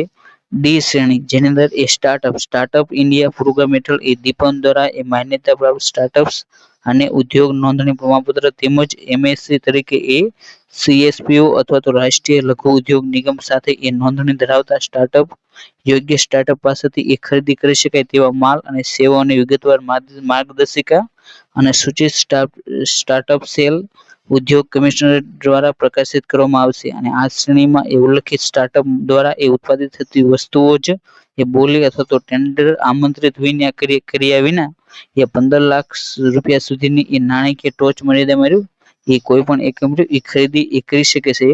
તમારે અહીં જે દરેક શ્રેણી અંદર એ કેટલા લાખ સુધીની એ કોઈ પણ રકમની એ ટેન્ડર વિના એ ખરીદી કરી શકે તે રકમ એ તમારે યાદ રાખી જેની અંદર 15 લાખ, 15 લાખ, 5 લાખ અને 15 લાખ તે તમારે એ રકમ એ ખાસ કરીને યાદ રાખવી. ત્યારબાદ એ બી જેની અંદર એ ટેન્ડર વિના એ ખરીદી માટેની અન્ય શરતોની વાત કરીએ તો તેની અંદર એ પહેલી શરત કે શ્રેણી એ અને બી માટે એ સંસ્થાના વડા અને શ્રેણી સી માટે એ સંબંધિત મંજૂરી આપતી સત્તા દર વર્ષની એ 10 એપ્રિલ પહેલા આ સંસ્થાઓ એક પીએસયુ વસ્તુની એ મુજબ એ વાર્ષિક ઉત્પાદન ક્ષમતાનું પ્રમાણપત્ર એ જારી કરવું પડશે. બીજી શરત કે શ્રેણી સીમાં આવતી સંસ્થાઓ માટે આવી સંસ્થાઓની માન્યતા અને મંજૂરી માટે એ પાત્રતા માપદંડ સંબંધિત મંજૂરી આપતી સત્તા તે એ જારી કરવામાં આવશે. સી શરત કે ખરીદ કરતા સંસ્થાની જવાબદારી રહેશે કે તેવી સંસ્થાઓ પાસેથી કરવામાં આવેલ વાર્ષિક ખરીદીનો ડેટા જેમાં વસ્તુઓ, જથ્થો અને ખરીદીનું મૂલ્યાંકન આગામી નાણાકીય વર્ષની એ છેલ્લી તારીખ 30 એપ્રિલ સુધીમાં એ ઉદ્યોગ અને ખાણ વિભાગ અને ઉદ્યોગ કમિશનરેટ તો તેને એ સુપરત કરવાનું રહેશે. ડી શરત કે કેટેગરી એ, બી, સી, ડી હેઠળની સંસ્થાઓની જવાબદારી રહેશે કે તેઓ એ તમામ સરકારી ખરીદ સંસ્થાઓને એ કરવામાં આવેલ વાર્ષિક વેચાણનો ડેટા જેમાં વસ્તુઓ, જથ્થા અને વેચાણનું મૂલ્ય એ સમાવેશ થાય છે તે આગામી નાણાકીય વર્ષની 30 એપ્રિલ સુધીમાં એ ઉદ્યોગ અને ખાણ વિભાગ અને ઉદ્યોગ કમિશનરેટ તો તેને એ અહેવાલ એ સુપરત કરવાનો રહેશે. ત્યારબાદ ઈ શરત કે કેટેગરી ડી હેઠળના સ્ટાર્ટઅપ માટે એ ખરીદ કરતા એન્ટિટી ખાતરી કરશે કે જો કોઈ અન્ય લાયક સ્ટાર્ટઅપ સમાન માલ અને સેવાઓ ઓફર કરી રહ્યું હોય તો ખરીદ કરતા એન્ટિટી ઓર્ડર આપતા પહેલા આવા તમામ લાયક સ્ટાર્ટઅપ પાસેથી એ ભાવપત્ર એ મંગાવવાનું એ રહેશે. ત્યારબાદ એ 9મું પ્રકરણ કે બ્રાન્ડેડ વસ્તુની ખરીદી અને પ્રોપ્રાઇટરી આર્ટિકલ સર્ટિફિકેટ જેને ટૂંકમાં એ પીએસસી તરીકે એ ઓળખવામાં આવે છે જેની અંદર એ આપણે વાત કરીએ કે સંબંધિત વિભાગના એ સચિવ, મુખ્ય સચિવ, આસિસ્ટન્ટ અધિક મુખ્ય સચિવનું પ્રમાણપત્ર અને બ્રાન્ડેડ વસ્તુઓ ખરીદવા માટે એ બજેટ જોગવાઈ અને વહીવટની મંજૂરીની નકલ લઈ એ આપવી એ જરૂરી છે. ત્યારબાદ એ બીજી શરત કે બ્રાન્ડેડ વસ્તુઓ ખરીદવા માટે એ એચઓડીની એ ટેકનિકલ સમર્થન અને સ્પષ્ટ ભલામણ એ હોવી એ જોઈએ. ત્યારબાદ સી એ ખરીદવા માટેની બ્રાન્ડેડ વસ્તુ માટે એ બ્રોશર, કેટલોગ સહિત સાહિત્યનું એ કિંમતનું સમર્થન એ આપવું એ જરૂરી છે. ત્યારબાદ એ 10મું પ્રકરણ કે સ્ટાર્ટઅપ્સ પાસેથી એ ખરીદી કરવાની હોય તો તે એ કઈ રીતે કરવી તેની અંદર એ શરત કે સ્ટાર્ટઅપ ઇન્ડિયા પ્રોગ્રામ હેઠળ એ દીપપટે દ્વારા એ માન્યતા પ્રાપ્ત સ્ટાર્ટઅપ્સ અને ઉદ્યોગ નોંધણી પ્રમાણપત્ર તેમજ સીએસપીઓ અથવા તો રાષ્ટ્રીય લઘુ ઉદ્યોગ નિગમ સાથે એ એમએસસી તરીકે એ નોંધણી ધરાવતા હોવા જોઈએ તેવા સ્ટાર્ટઅપ પાસેથી એ ખરીદી કરી શકે છે. ઉપરોક્ત માન્યતા અને નોંધણી ધરાવતા સ્ટાર્ટઅપને એ લઘુત્તમ પૂર્વ અનુભવ અને લઘુત્તમ ટર્નઓવર આવશ્યકતાઓના એ માપદંડોમાંથી એ મુક્તિ આપવામાં આવશે. જે અન્યથા તેમને એ પ્રાપ્તિ પ્રક્રિયામાં એ ભાગ લેવા માટે એ અયોગ્ય બનાવશે. આ કલમ હેઠળ એ મુક્તિનો દાવો કરતા સ્ટાર્ટઅપની કુલ વાર્ષિક ઉત્પાદન ક્ષમતા રહી એ બીડ જથ્થાના ઓછામાં ઓછા રહે એ બમણી હોવી જોઈએ. કોઈપણ ઉત્પાદનના પૂર્ણ વિક્રેતા વેપારી સ્ટાર્ટઅપ તરીકે એ લાભ મેળવવા માટે એ લાયક રહેશે નહીં. સ્ટાર્ટઅપની સીએસપીઓની નોંધણી એ 15 કાર્યકારી દિવસમાં એ આપવી એ જરૂરી રહેશે. ત્યારબાદ એ બી કે ફરિયાદ નિવારણ પદ્ધતિ જેની અંદર એ સ્ટાર્ટઅપ પાસેથી એક ખરીદી સંબંધિત કોઈ પણ ફરિયાદ માટે એ સંબંધિત જનરલ મેનેજર જિલ્લા ઉદ્યોગ કેન્દ્ર ડીઆઈસી નોડલ અધિકારીઓ તે એ રહેશે અને વાજબી સમયગાળામાં એ ફરિયાદનો જવાબ એ આપશે અને નીતિ સંબંધિત બાબતોમાં એ જીએમ ડીએસ એટલે કે જે નોડલ અધિકારી વાજબી સમયગાળામાં એ તેમના અહેવાલ અને ભલામણ સાથે આવી ફરિયાદ એ સીએસપીઓ તો તેને એ મોકલવાની રહેશે અને સીએસપીઓ એ વાજબી સમયગાળામાં એ ઉદ્યોગ કમિશનરની મંજૂરીથી એ ચિંતાની એ તપાસ કરશે અને તેનું એ નિરાકરણ લાવશે. ત્યારબાદ એ 11મું પ્રકરણ કે અમુક દેશોના બોલી લગાવનારો પાસેથી એ જાહેર ખરીદી પર એ પ્રતિબંધ ભારત સરકારના નાણાં મંત્રાલય દ્વારા એ સમયાંતરે સુધારા કરેલ મુજબ તેવા એ જે પણ એ કંપનીઓ છે તો તેમની પાસેથી એ જાહેર ખરીદી એ કરવામાં આવશે નહીં. ત્યારબાદ એ 12મું કે રેટ કોન્ટ્રાક્ટર રાજ્ય સરકારે એ બધી વસ્તુઓ માટે એ જીઈએમ પોર્ટલ દ્વારા એ ખરીદી કરવી રહી એ ફરજિયાત છે જે એક ગતિશીલ પ્લેટફોર્મ છે. જો કે દર કરાર ફક્ત એવી વસ્તુ માટે જ એ કરી શકાય જેની વર્ષ દરમિયાન એ જરૂર પડી શકે પરંતુ અગાઉની એ સંપૂર્ણપણે આગાહી કરી શકાતી નથી જેની અંદર એ માધ્યમોનું પ્રમાણ એક જ સમયે એ નક્કી કરી શકાતું નથી. ઉદાહરણ તરીકે ચોમાસાની ઋતુમાં એ ભારે વરસાદને કારણે એ પાણી ભરાઈ જવાના કિસ્સામાં એ વહીવટતંત્ર દ્વારા એ પાણી કાઢવાના પંપ માટે એ દર કરારની એ જરૂર પડી શકે છે. વધુમાં દર કરાર માટે એ સચિવ ખરીદ સમિતિ એસપીસી તો તેની અથવા તો સક્ષમ સર્વોચ્ચતમ અધિકારી તેની એ પૂર્વ મંજૂરી લેવી એ જરૂરી છે અને આવા રેટ કોન્ટ્રાક્ટરની એ મહત્તમ માન્યતા એ 1 વર્ષથી એ વધુ ન હોવી જોઈએ અને તેમને એ ટેન્ડર ફી ઈએમડી અને સિક્યુરિટી ડિપોઝિટ અને રેટ કોન્ટ્રાક્ટરને એ અંતિમ સ્વરૂપ આપવા માટે એ સંલગ્ન જે ખરીદ સમિતિ રહી તો તેની મંજૂરી કુલ રકમના આધારે એ નક્કી કરવામાં આવશે. ત્યારબાદ એ 13મું કે ખરીદ સમિતિઓ અને નાણાકીય સત્તાઓનું એ સોંપણી જેની અંદર એ આપણે વાત કરીએ કે તમામ પ્રકારના માલ અને સેવાઓની ખરીદીને એ અંતિમ સ્વરૂપ આપવા માટે નીચે મુજબ એ સંબંધિત ખરીદ સમિતિઓની રહી તો તેમની એ મંજૂરી એ લેવાની રહેશે અને દરેક ખરીદ સમિતિની એ બેઠકોમાં સીએસપીઓ અધિકારીઓની એ ભાગીદારી એ ફરજિયાત રાખવામાં આવી છે. તો તમારે આ જે સીએસપીઓ અધિકારી તેનું નામ એ તમારે ખાસ યાદ રાખવું. ત્યારબાદ એની અંદર સમિતિઓ જે ખરીદ સમિતિઓ રહે તેની અંદર એ વાત કરીએ તો તેની અંદર એ સૌથી પહેલી ડિસ્ટ્રિક્ટ લેવલ પરચેસ કમિટી જેને ટૂંકમાં એ ડીએલપીસી કહે છે તો તેના એ ચેરમેન એ હેડ ઓફ ડિસ્ટ્રિક્ટ ઓફિસ તે તેના એ ચેરમેન હોય છે એટલે કે તમારે અહીં જે સમિતિ છે તો તેના એ મેમ્બર કયા છે અને તેની અંદર જે ઇન્વાઇટ મેમ્બર પછી મેમ્બર સેક્રેટરી તે એ કોણ હોય છે તે જ તમારે યાદ રાખવું. જેની અંદર એ ડિસ્ટ્રિક્ટ લેવલ પરચેસ કમિટી રહે તો તેની અંદર એ ચેરમેન એ હેડ ઓફ ડિસ્ટ્રિક્ટ ઓફિસ એટલે કે જિલ્લા અધિકારી તે તેના એ ચેરમેન હોય છે. જ્યારે ટેકનિકલ બાબતનો એ વ્યક્તિ તે તેનો એ ઇન્વાઇટ સભ્ય હોય છે અને એકાઉન્ટિંગ ઓફિસર જે ડિસ્ટ્રિક્ટનો હોય તો તે તેનો એ મેમ્બર સેક્રેટરી હોય છે. ત્યારબાદ એ બીજી સમિતિ જેની અંદર એ ડિપાર્ટમેન્ટ પરચેસ કમિટી જેને ડીપીસી તરીકે ઓળખવામાં આવશે તેના હેડ એ હેડ ઓફ ડિપાર્ટમેન્ટ તે તેના એ ચેરમેન હોય છે. જ્યારે સિનિયર ઓફિસર જે ક્લાસ 1 સુધીનો હોય તો તે તેનો એ સેક્રેટરી હોય છે. પછી જે ટેકનિકલ બાબતનો જાણકાર હોય તે તેનો એ આમંત્રિત એ સભ્ય હોય છે. ત્યારબાદ એ સી સમિતિ જેની અંદર એ departmental purchase committee for administrative department તો તેની અંદર એ senior additional secretary joint secretary deputy secretary of commanded administrative department તો તે તેનો એ ચેરમેન હોય છે. જ્યારે અહીં તેનો જે મેમ્બર સેક્રેટરી એટલે કે જે સભ્ય સચિવ એ સિનિયર ઓફિસર જે ક્લાસ 1 સુધીનો હોય તો તે તેનો એ સભ્ય સચિવ હોય છે અને ટેકનિકલ બાબતનો જાણકાર તે તેનો એ આમંત્રિત સભ્ય હોય છે.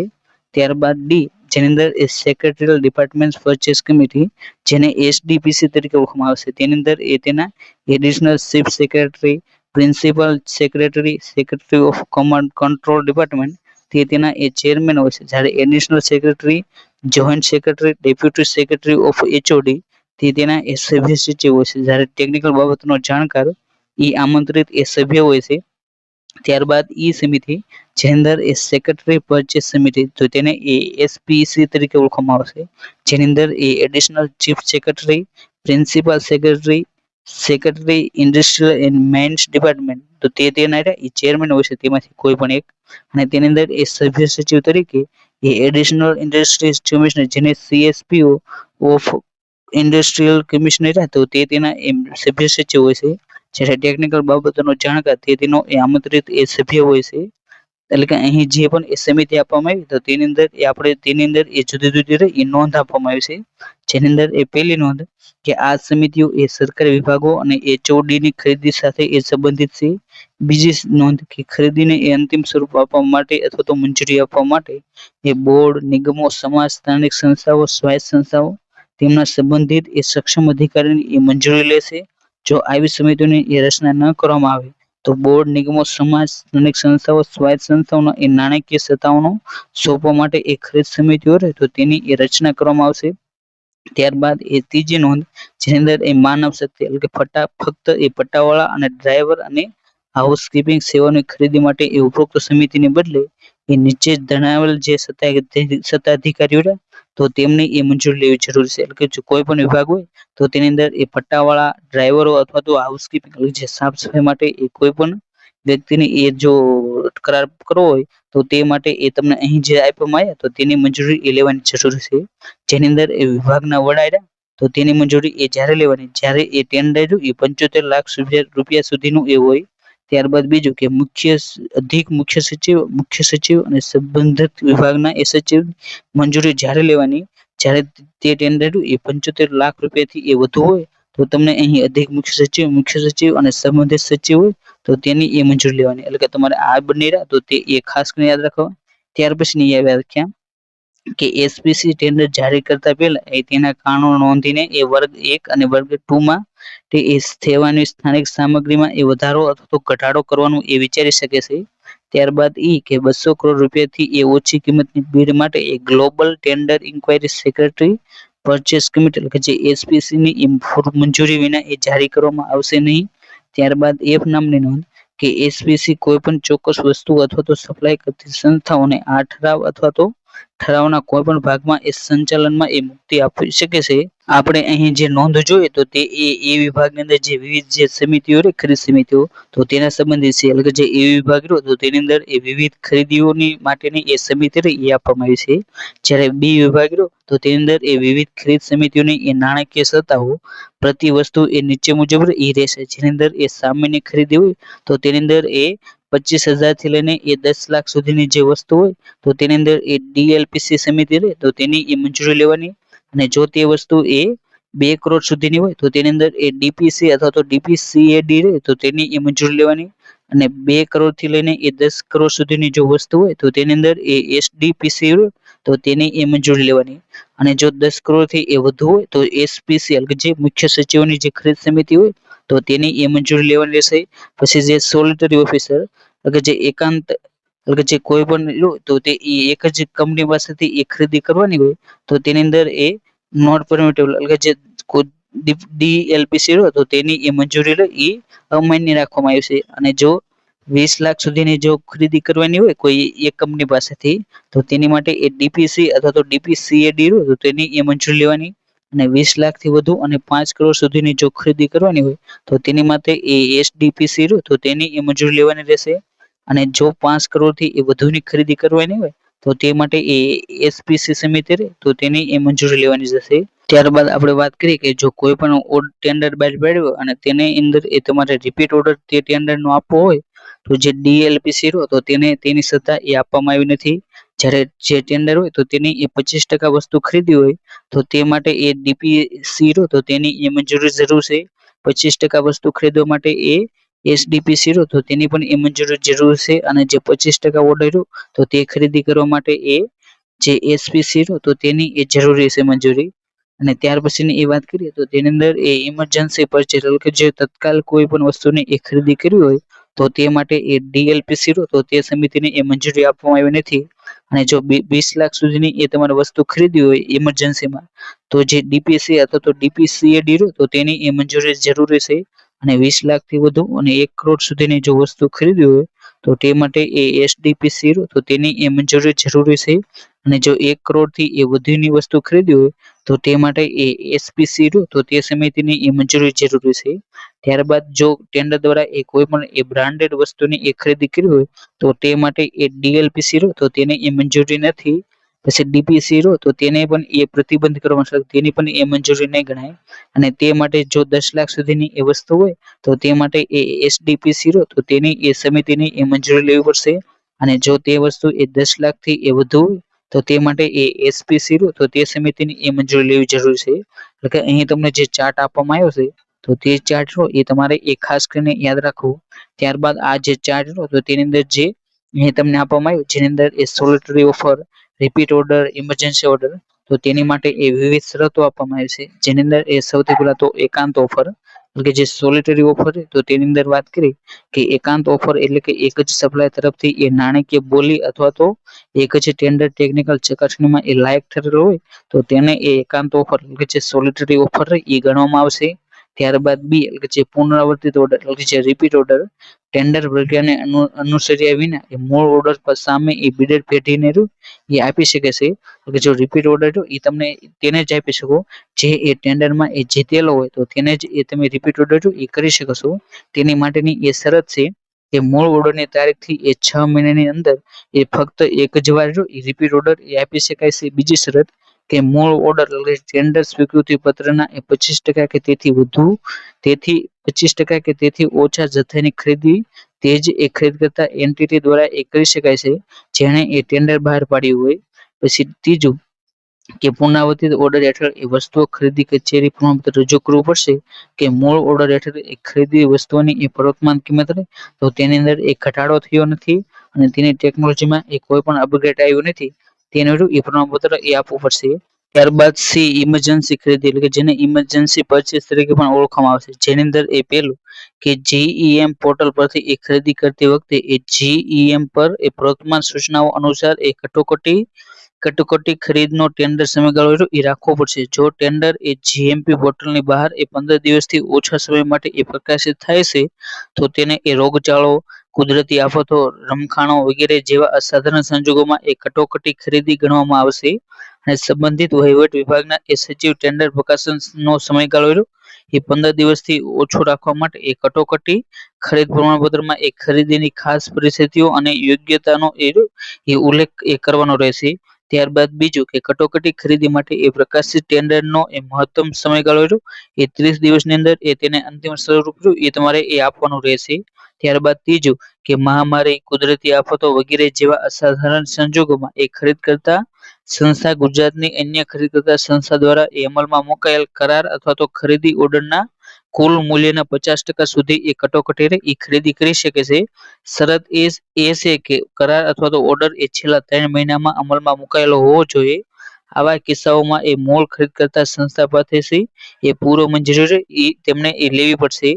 ત્યાર પછી એ 14મું પ્રકરણ જેની અંદર એ સામાન્ય જોગવાઈ તો તેની એ વાત કરવામાં આવી છે.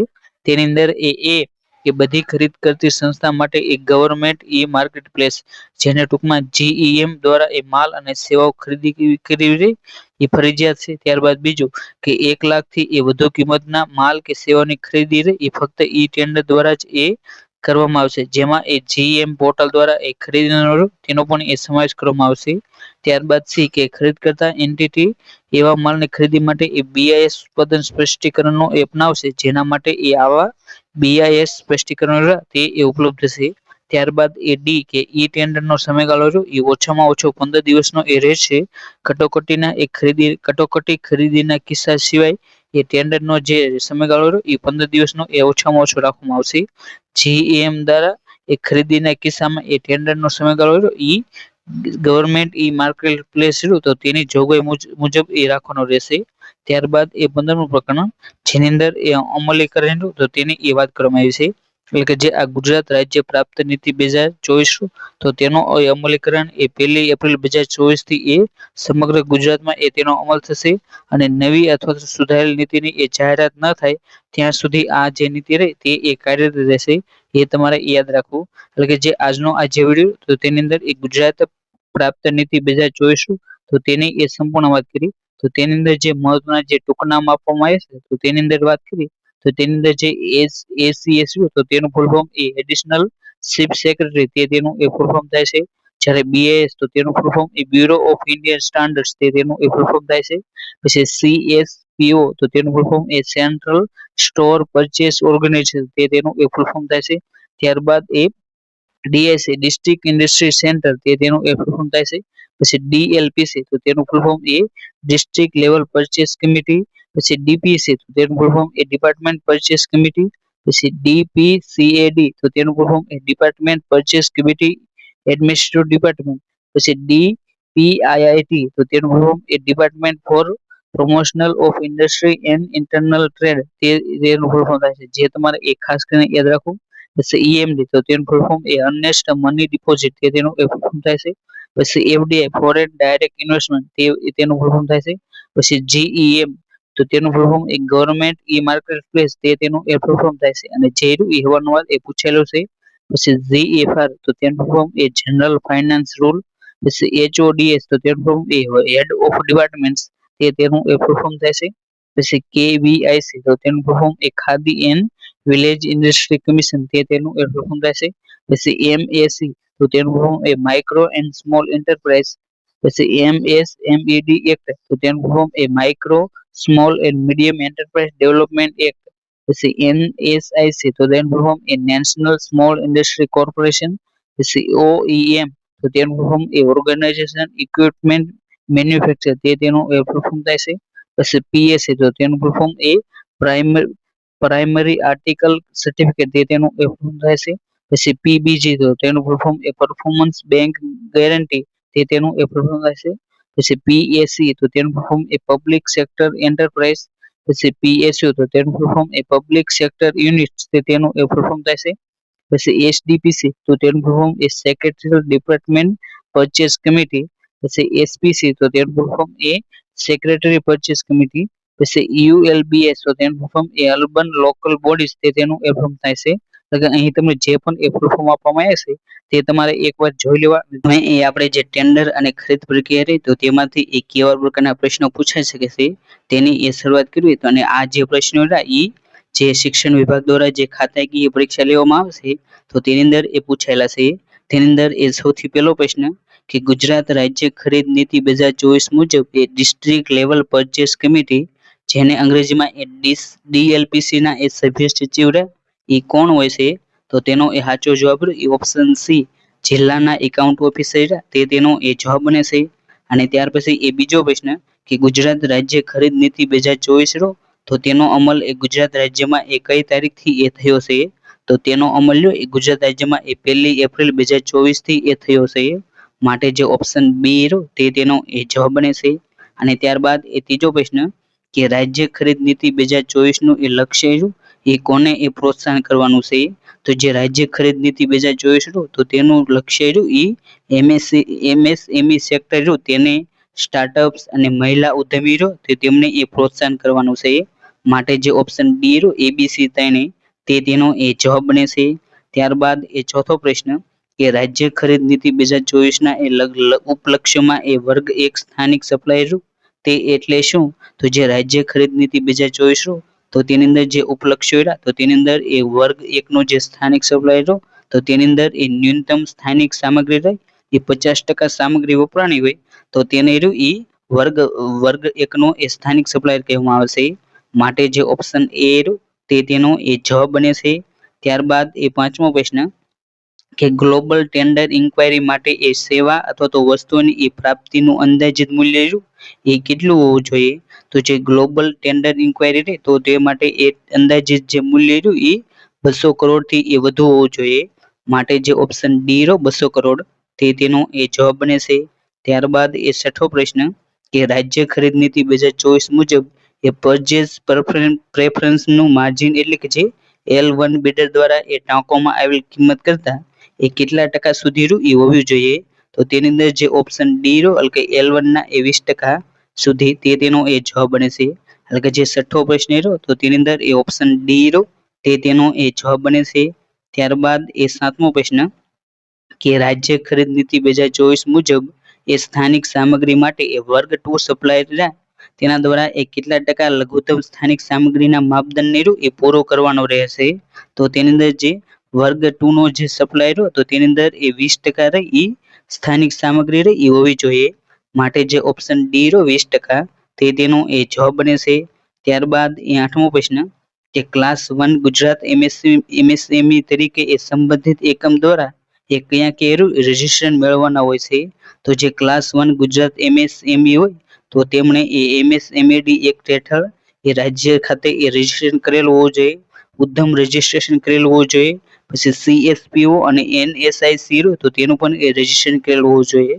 માટે જે ઓપ્શન ડી રહ્યો ઉપરમાંથી ત્રણેય તે તેનો એ જવાબ બને છે. ત્યારબાદ એ નવમો પ્રશ્ન કે રાજ્ય ખરીદ નીતિ મુજબ એ નીચેનામાંથી કયા એકમને એ ખરીદીમાં એ પ્રાથમિકતા રહી એ આપવાની નથી આવતી? તો જે પ્રાથમિકતા ન આપવામાં આવે તો તે એ નોન લોકલ સપ્લાયર હોય તો તે એ હોય છે. માટે જે ઓપ્શન ડી રહ્યો તે તેનો એ જવાબ બને છે. ત્યારબાદ એ દસમો પ્રશ્ન કે રાજ્ય ખરીદ નીતિ 2024 મુજબ એ પાત્ર એકમો પાસેથી એ કેટલા નિષ્ફળ બિડ નો રહ્યો એ પ્રયત્નો બાદ એ ઓપન બિડ એ કરી શકાય છે? તો તેની અંદર એ 2 પ્રયત્ન રહ્યા તે તેનો એ જવાબ બને છે. માટે જે ઓપ્શન બી રહ્યો 2 પ્રયત્ન તે તેનો સાચો જવાબ છે. ત્યારબાદ 11મો પ્રશ્ન કે રાજ્ય ખરીદ નીતિ 2024 મુજબ એ કેટલા મૂલ્યની ખરીદીને એ મેક ઇન ઇન્ડિયા હેઠળની એ જોગવાઈઓ પરિપૂર્ણ કરવાની શરતોમાંથી એ મુક્તિ મળેલ છે? તો તેની અંદર એ ઓપ્શન એ જે 5 લાખ રહ્યું તે તેનો એ જવાબ બને છે. ત્યારબાદ એ 12મો પ્રશ્ન કે રાજ્ય ખરીદ નીતિ હેઠળ એ કેટલા મૂલ્યની ખરીદી માટેનો એ કેસ લોકલ કન્ટેન્ટના એ વેરિફિકેશન માટે એ ટેકનિકલ સ્ક્રુટની કમિટી સમક્ષ એ રજૂ કરવાનો રહેશે? તો તેની અંદર એ ઓપ્શન ડી જે 10 કરોડથી વધુ હોય તે તેનો એ જવાબ બને છે. માટે જે ડી ઓપ્શન જો તે તેનો સાચો જવાબ છે. ત્યારબાદ એ 13મો પ્રશ્ન કે બિડર દ્વારા એ મેક ઇન ઇન્ડિયા હેઠળ એ લોકલ કન્ટેન્ટ અંગેના એક ખોટા સર્ટિફિકેટ રજૂ કરવાના પ્રસંગે એ કેટલા વર્ષ સુધી એ ડિબાર્મેન્ટનું એ કરી શકાય છે? તો તેની અંદર એ ઓપ્શન સી 2 વર્ષ રહ્યું તે તેનો એ જવાબ બને છે. ત્યારબાદ એ 14મો પ્રશ્ન કે રાજ્ય ખરીદ નીતિ મુજબ એ બિડરનું છેલ્લા 3 વર્ષ દરમિયાન એ ન્યૂનતમ સરેરાશ વાર્ષિક નાણાકીય ટર્નઓવર એ બિડ મૂલ્ય કરતા એ કેટલું હોવું જોઈએ? તો બિડ મૂલ્ય કરતા એ ઓછામાં ઓછું રહ્યું એ બમણું હોવું જોઈએ. માટે જે ઓપ્શન બી રહ્યો ઓછામાં ઓછું બમણું તે તેનો એ જવાબ બને છે. ત્યારબાદ એ 15મો પ્રશ્ન કે રાજ્ય ખરીદ નીતિ 2024 હેઠળ એ ફી અથવા તો ઈએમડી માંથી એ મુક્તિ એ કોને આપવામાં આવે છે? તો જે આ ઈએમડી તો તેનું ફૂલ ફોર્મ એ અર્નેસ્ટ મની ડિપોઝિટ થાય છે. અને જે આ ફી એટલે કે જે ટેન્ડર ફી અને જે ઈએમડી હોય તો તેમાંથી મુક્તિ એ એમએસએમઈ એકમો હોય તે, પછી કેવીઆઈસી એકમો હોય તે અને જે સ્ટાર્ટઅપ હોય તો તેમને એ આપવામાં આવે છે. માટે જે ઓપ્શન ડી રહ્યો ઉપરના ત્રણેય તે તેનો એ જવાબ બને છે. ત્યારબાદ એ 16મો પ્રશ્ન કે રાજ્ય ખરીદ નીતિ 2024 મુજબ ઓઈએમ નું ટર્નઓવર એ કેટલું હોય ત્યારે એ ઈએમડી અથવા તો જે ટેન્ડર ફી હોય તે ભરવામાંથી એ મુક્તિ મળે છે? તો તેની અંદર એ ઓપ્શન ડી જે 500 કરોડથી એ વધુ હોય તો તે ઈએમડી અથવા તો જે ટેન્ડર ફી હોય તો તે ભરવામાંથી એ મુક્તિ મળે છે. માટે જે ઓપ્શન ડી રહ્યો 500 કરોડ કે તેથી વધુ તે તેનો એ જવાબ બને છે. ત્યારબાદ એ 17મો પ્રશ્ન કે ટેન્ડરનું મૂલ્ય 1 કરોડથી વધુ હોય તેવા કિસ્સામાં એ ખરીદ નીતિ 2024 મુજબ એ ટેન્ડર ફી રહી એ કેટલી એ નિયત કરવામાં આવી છે? તો જો એ ટેન્ડરનું મૂલ્ય 1 કરોડથી વધુ હોય તો તેવા કિસ્સામાં એ 15,000 રૂપિયા રહી એ ટેન્ડર ફી એ નક્કી કરવામાં આવી છે. માટે જે ઓપ્શન ડી રહ્યો 15,000 રૂપિયા તે તેનો એ જવાબ બને છે. ત્યારબાદ 18મો પ્રશ્ન કે રાજ્ય ખરીદ નીતિ 2024 મુજબ એ ઈએમડી નો દર રહ્યો એ કેટલો હોય છે? તો જે ઈએમડી નો દર રહ્યો જે અર્નેસ્ટ મની ડિપોઝિટ તો તેનો દર એ ટેન્ડર મૂલ્યના એ 3% હોય છે. માટે જે ઓપ્શન સી રહ્યો તે તેનો એ જવાબ બને છે. ત્યારબાદ એ 19મો પ્રશ્ન કે રાજ્ય ખરીદ નીતિ 2024 મુજબ એ ટેન્ડરમાં નિષ્ફળ થયેલ તમામ બિડરને એ જે ઈએમડી ની ફી હોય એ કેટલા દિવસમાં એ પરત કરવાની હોય છે? તો તેની અંદર એ ઓપ્શન એ એટલે જે 7 દિવસ તે તેનો એ જવાબ બને છે. ત્યારબાદ એ 20મો પ્રશ્ન કે રાજ્ય ખરીદ નીતિ 2024 મુજબ એ L1 બિડર કે જેમને એ EMD અથવા તો જે ટેન્ડર ફી હોય તો તે ભરવામાંથી એ મુક્તિ મળેલ નથી, એ તેમની પાસેથી એ કેટલા મૂલ્યની એ સિક્યુરિટી ડિપોઝિટ હોય એ લેવાની રહેશે. તો તેની અંદર એ ઓપ્શન બી જે ઓર્ડર મૂલ્યના 5% રહ્યું તે તેનો એ જવાબ બને છે. એટલે કે જે ઓપ્શન બી રહ્યું તે તેનો એ સાચો જવાબ છે. ત્યારબાદ એ 21મો પ્રશ્ન કે જે L1 બિડરને એ રાજ્ય ખરીદ નીતિ 2024 હેઠળ એ EMD ભરવામાંથી એ મુક્તિ મળેલ છે તો 5 લાખ સુધીની એ ખરીદી માટે એ તેમણે કેટલી સિક્યુરિટી ડિપોઝિટ એ ભરવાની રહેશે. તો તેની અંદર જો રકમ એ 5 લાખ સુધીની હોય તો તેમણે એ EMD સિક્યુરિટી ડિપોઝિટ હોય તો તે ભરવામાંથી એ મુક્તિ મળેલ છે. એટલે કે જે ઓપ્શન ડી રો મુક્તિ મળેલ છે તે તેનો એ જવાબ બને છે. ત્યારબાદ એ 22મો પ્રશ્ન કે જે L1 બિડરને એ રાજ્ય ખરીદ નીતિ 2024 હેઠળ એ EMD ભરવામાંથી એ મુક્તિ મળેલ છે તો 5 લાખથી એ વધુની ખરીદીના કેસમાં એ તેમણે એ કેટલી સિક્યુરિટી ડિપોઝિટ એ ભરવાની હોય છે. તો તેની અંદર એ ઓપ્શન બી એટલે કે જે ઓર્ડર મૂલ્યના એ 3% રહ્યું તે તેને એ સિક્યુરિટી ડિપોઝિટ એ ભરવાની હોય છે. માટે જે ઓપ્શન બી રહ્યું તે તેનો એ જવાબ બને છે. ત્યારબાદ એ 23મો પ્રશ્ન કે class 1 Gujarat MSc, class 1 local supplier, class 2 Gujarat MSc તથા નોન લોકલ સપ્લાયરમાંથી એ છેલ્લી પ્રાથમિકતા રહી એ કોને એ આપવામાં આવે છે. તો તેની અંદર એ ઓપ્શન ડી એટલે કે જે નોન લોકલ સપ્લાયર તે તેનો એ જવાબ બને છે. ત્યારબાદ એ 24મો પ્રશ્ન કે ક્લાસ 1 ગુજરાત MSc સપ્લાયર જો કોઈ બિડમાં એ L1 તરીકે એ આવે તો ઓર્ડરની એ કેટલી ક્વોન્ટિટી રહી એ તેને એ આપવાની રહેશે. તો તેની અંદર એ ઓપ્શન ડી એટલે જે ઓર્ડરના 6% ક્વોન્ટિટી રહી તે તેને એ આપવાની રહેશે. માટે જે ઓપ્શન ડી રહ્યો તે તેનો એ જવાબ બને છે. ત્યારબાદ એ 25મો પ્રશ્ન કે DLPC નું એ આખું નામ રહ્યું એ શું થાય. તો જે DLPC રહ્યું તો તેનું એ પૂરું નામ એ ડિસ્ટ્રિક્ટ લેવલ પરચેસ કમિટી થાય છે. માટે જે ઓપ્શન એ રહ્યું તે તેનો એ જવાબ બને છે. ત્યારબાદ એ 26મો પ્રશ્ન કે રાજ્ય ખરીદ નીતિ 2024 મુજબ એ રાજ્ય સરકારના ખરીદ કરતા એકમોએ એ પોતાના વાર્ષિક ખરીદીના કેટલા ટકા રહ્યું એ MSc પાસેથી એ ખરીદી કરવાના પ્રયત્નો એ કરવો જોઈએ. તો તેની અંદર એ ઓપ્શન ડી એટલે જે ઓછામાં ઓછું 25% રહ્યું એ જે MSc એકમો હોય તો તેમની પાસે એ ખરીદ કરવાનો એ પ્રયત્ન કરવો જોઈએ. માટે જે ઓપ્શન ડી રહ્યું તે તેનો એ જવાબ બને છે. ત્યારબાદ એ 27મો પ્રશ્ન કે રાજ્ય ખરીદ નીતિ 2024 મુજબ કોઈ પણ સરકારી એકમ એ વાર્ષિક કેટલી નાણાકીય મર્યાદા માટે એ ટેન્ડર વિના એ ગુજરી તથા વિનલ ઉદ્યોગો પાસેથી એ નિર્દેશિત એ વસ્તુ એ ખરીદી કરી શકે છે. તો તેની અંદર એ ઓપ્શન સી એટલે જે 15 લાખ રહ્યું તે તેનો એ જવાબ બને છે. ત્યારબાદ એ 28મો પ્રશ્ન કે ટેન્ડર વિના એ કેટલા મૂલ્યની એ વસ્તુઓ મહિલા સ્વસહાય જૂથો કે જે GLPC દ્વારા એ માન્યતા પ્રાપ્ત છે તેમની પાસેથી એ ખરીદી કરી શકે છે. તો તેની અંદર એ ઓપ્શન એ જે 5 લાખ રહ્યું તે તેનો એ જવાબ બને છે. ત્યારબાદ એ 29મો પ્રશ્ન કે ટેન્ડર વિના એ વાર્ષિક કેટલા મૂલ્યની વસ્તુઓ એ સ્ટાર્ટઅપ પાસેથી એ ખરીદી શકાય છે. તો જે સ્ટાર્ટઅપ પાસેથી એ ટેન્ડર વિના રહ્યું એ વાર્ષિક 15 લાખ સુધીની વસ્તુ એ ખરીદી કરી શકાય છે. માટે જે ઓપ્શન સી રહ્યો 15 લાખ તે તેનો એ જવાબ બને છે. ત્યારબાદ એ 30મો પ્રશ્ન કે ટેન્ડર વિના એ વાર્ષિક કેટલા મૂલ્યની વસ્તુઓ જે જેલ દ્વારા એ ઉત્પાદિત કરવામાં આવે છે તો તે એ ખરીદી કરી શકાય છે. તો તેની અંદર એ ઓપ્શન સી 15 લાખ રહ્યું તે તેનો એ જવાબ બને છે. ત્યારબાદ 31મો પ્રશ્ન કે રાજ્ય ખરીદ નીતિ 2024 મુજબ એ PSC એટલે શું. તો જે રાજ્ય ખરીદ નીતિ રહી તો તેની અંદર જે PSC રહ્યું તો તેનું ફૂલ ફોર્મ એ પ્રાયોટરી આર્ટિકલ સર્ટિફિકેટ થાય છે. માટે જે ઓપ્શન એ રહ્યો પ્રોપ્રાયોરિટી આર્ટિકલ સર્ટિફિકેટ તે તેનો એ જવાબ બને છે. માટે જે ઓપ્શન એ રહ્યું તે તેનો એ સાચો જવાબ છે. ત્યારબાદ એ 32મો પ્રશ્ન કે સ્ટાર્ટઅપ પાસેથી કરવામાં આવતી ખરીદી સંદર્ભે એ ખરીદ નીતિ 2024 મુજબ એ ફરિયાદ નિવારણ બાબતે એ કોને નોડલ ઓફિસર એ બનાવવામાં આવે છે. તો તેની અંદર એ ઓપ્શન એ એટલે કે જે GM DIC તો તેને એ નોડલ ઓફિસર બનાવવામાં આવે છે. માટે જે ઓપ્શન એ તે તેનો એ જવાબ બને છે. ત્યારબાદ એ 33મો પ્રશ્ન કે રાજ્ય ખરીદ નીતિ 2024 મુજબ એ રેડ કોન્ટ્રાક્ટર હોય તો તેને મહત્તમ સમય મર્યાદા એ કેટલી રાખવામાં આવી છે. તો જે રેડ કોન્ટ્રાક્ટર હોય તો તેમની એ મહત્તમ સમય મર્યાદા એ 1 વર્ષ એ રાખવામાં આવી છે. માટે જે ઓપ્શન એ 1 વર્ષ તે તેનો એ જવાબ બને છે. ત્યારબાદ એ 34મો પ્રશ્ન કે રેટ કોન્ટ્રાક્ટર અંગે એ ખરીદ નીતિ 2024 મુજબ એ કોની રહે એ પૂર્વ મંજૂરી એ લેવી જરૂરી છે. તો તેની અંદર જે એસપીસી હોય તો તેની એ પૂર્વ મંજૂરી રહે એ લેવી જરૂરી છે. માટે જે ઓપ્શન સી રહ્યો એસપીસી તે તેનો એ જવાબ બને છે. ત્યારબાદ એ 35મો પ્રશ્ન કે જિલ્લા કક્ષાની ખરીદ સમિતિના સભ્ય સચિવરા એ કોણ હોય છે? તો જે જિલ્લા કક્ષાની ખરીદ સમિતિ હોય તો તેના એ સભ્ય સચિવરા એ એકાઉન્ટિંગ ઓફિસર હોય છે. માટે જે ઓપ્શન સી રહ્યો તે તેનો એ જવાબ બને છે. ત્યારબાદ એ 36મો પ્રશ્ન કે એસડીપીસી ના એ સભ્ય સચિવરા એ કોણ હોય છે? તો જે એસડીપીસી જે સમિતિ હોય તો તેના એ સભ્ય સચિવરા એ નાયબ સચિવ હોય છે. માટે જે ઓપ્શન સી રહ્યો નાયબ સચિવ તે તેનો એ જવાબ બને છે. ત્યારબાદ એ 37મો પ્રશ્ન કે રાજ્ય ખરીદ નીતિ 2024 મુજબ એ એસપીસી ના એ સભ્ય સચિવરા એ કોણ હોય છે? તો જે એસપીસી સમિતિ હોય તો તેના એ સભ્ય સચિવરા એ અધિક ઉદ્યોગ કમિશનર હોય છે. જે સીએસપી હોય તો તેની અંદર એ અધિક ઉદ્યોગ કમિશનર હોય તો તે તેના એ સભ્ય સચિવ હોય છે.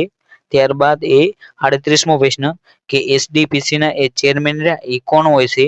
તો જે એસડીપીસી જે સમિતિ હોય તો તેના ચેરમેન એ જે તે વિભાગના સચિવ શ્રી હોય તો તે તેના એ ચેરમેન હોય છે. માટે જે ઓપ્શન એ રહ્યો તે તેનો એ જવાબ બને છે.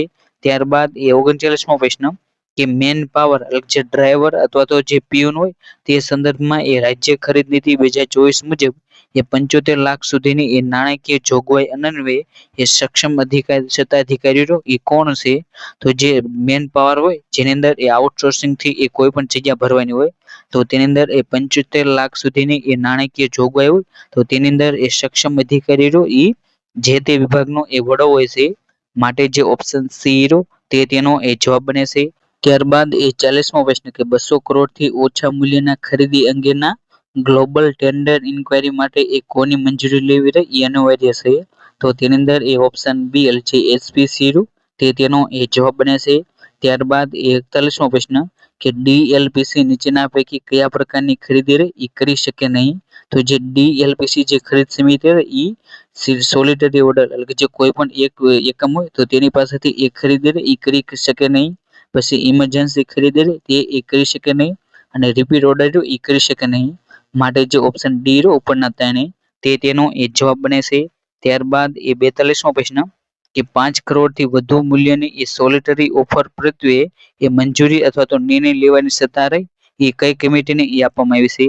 તો જો 5 કરોડથી એ વધુનો એ સોલિટરી ઓફર હોય તો તેની એ મંજૂરી માટેની સત્તા રહી જે એસપીસી સમિતિ રહી તો તેને એ આપવામાં આવી છે. માટે જે ઓપ્શન ડી રહ્યો એસપીસી સમિતિ તે તેનો એ જવાબ બને છે. ત્યારબાદ એ 43મો પ્રશ્ન કે ડીપીસી એ રાજ્ય ખરીદ નીતિ 2024 મુજબ એ કેટલા મૂલ્યની એ ઇમરજન્સી ખરીદી રહી એ કરી શકે છે? તો જે ડીપીસી સમિતિ રહી એ 20 લાખ સુધીની જે ઇમરજન્સી ખરીદી રહી એ કરી શકે છે. માટે જે ઓપ્શન ડી રહ્યો 20 લાખ તે તેનો એ જવાબ બને છે.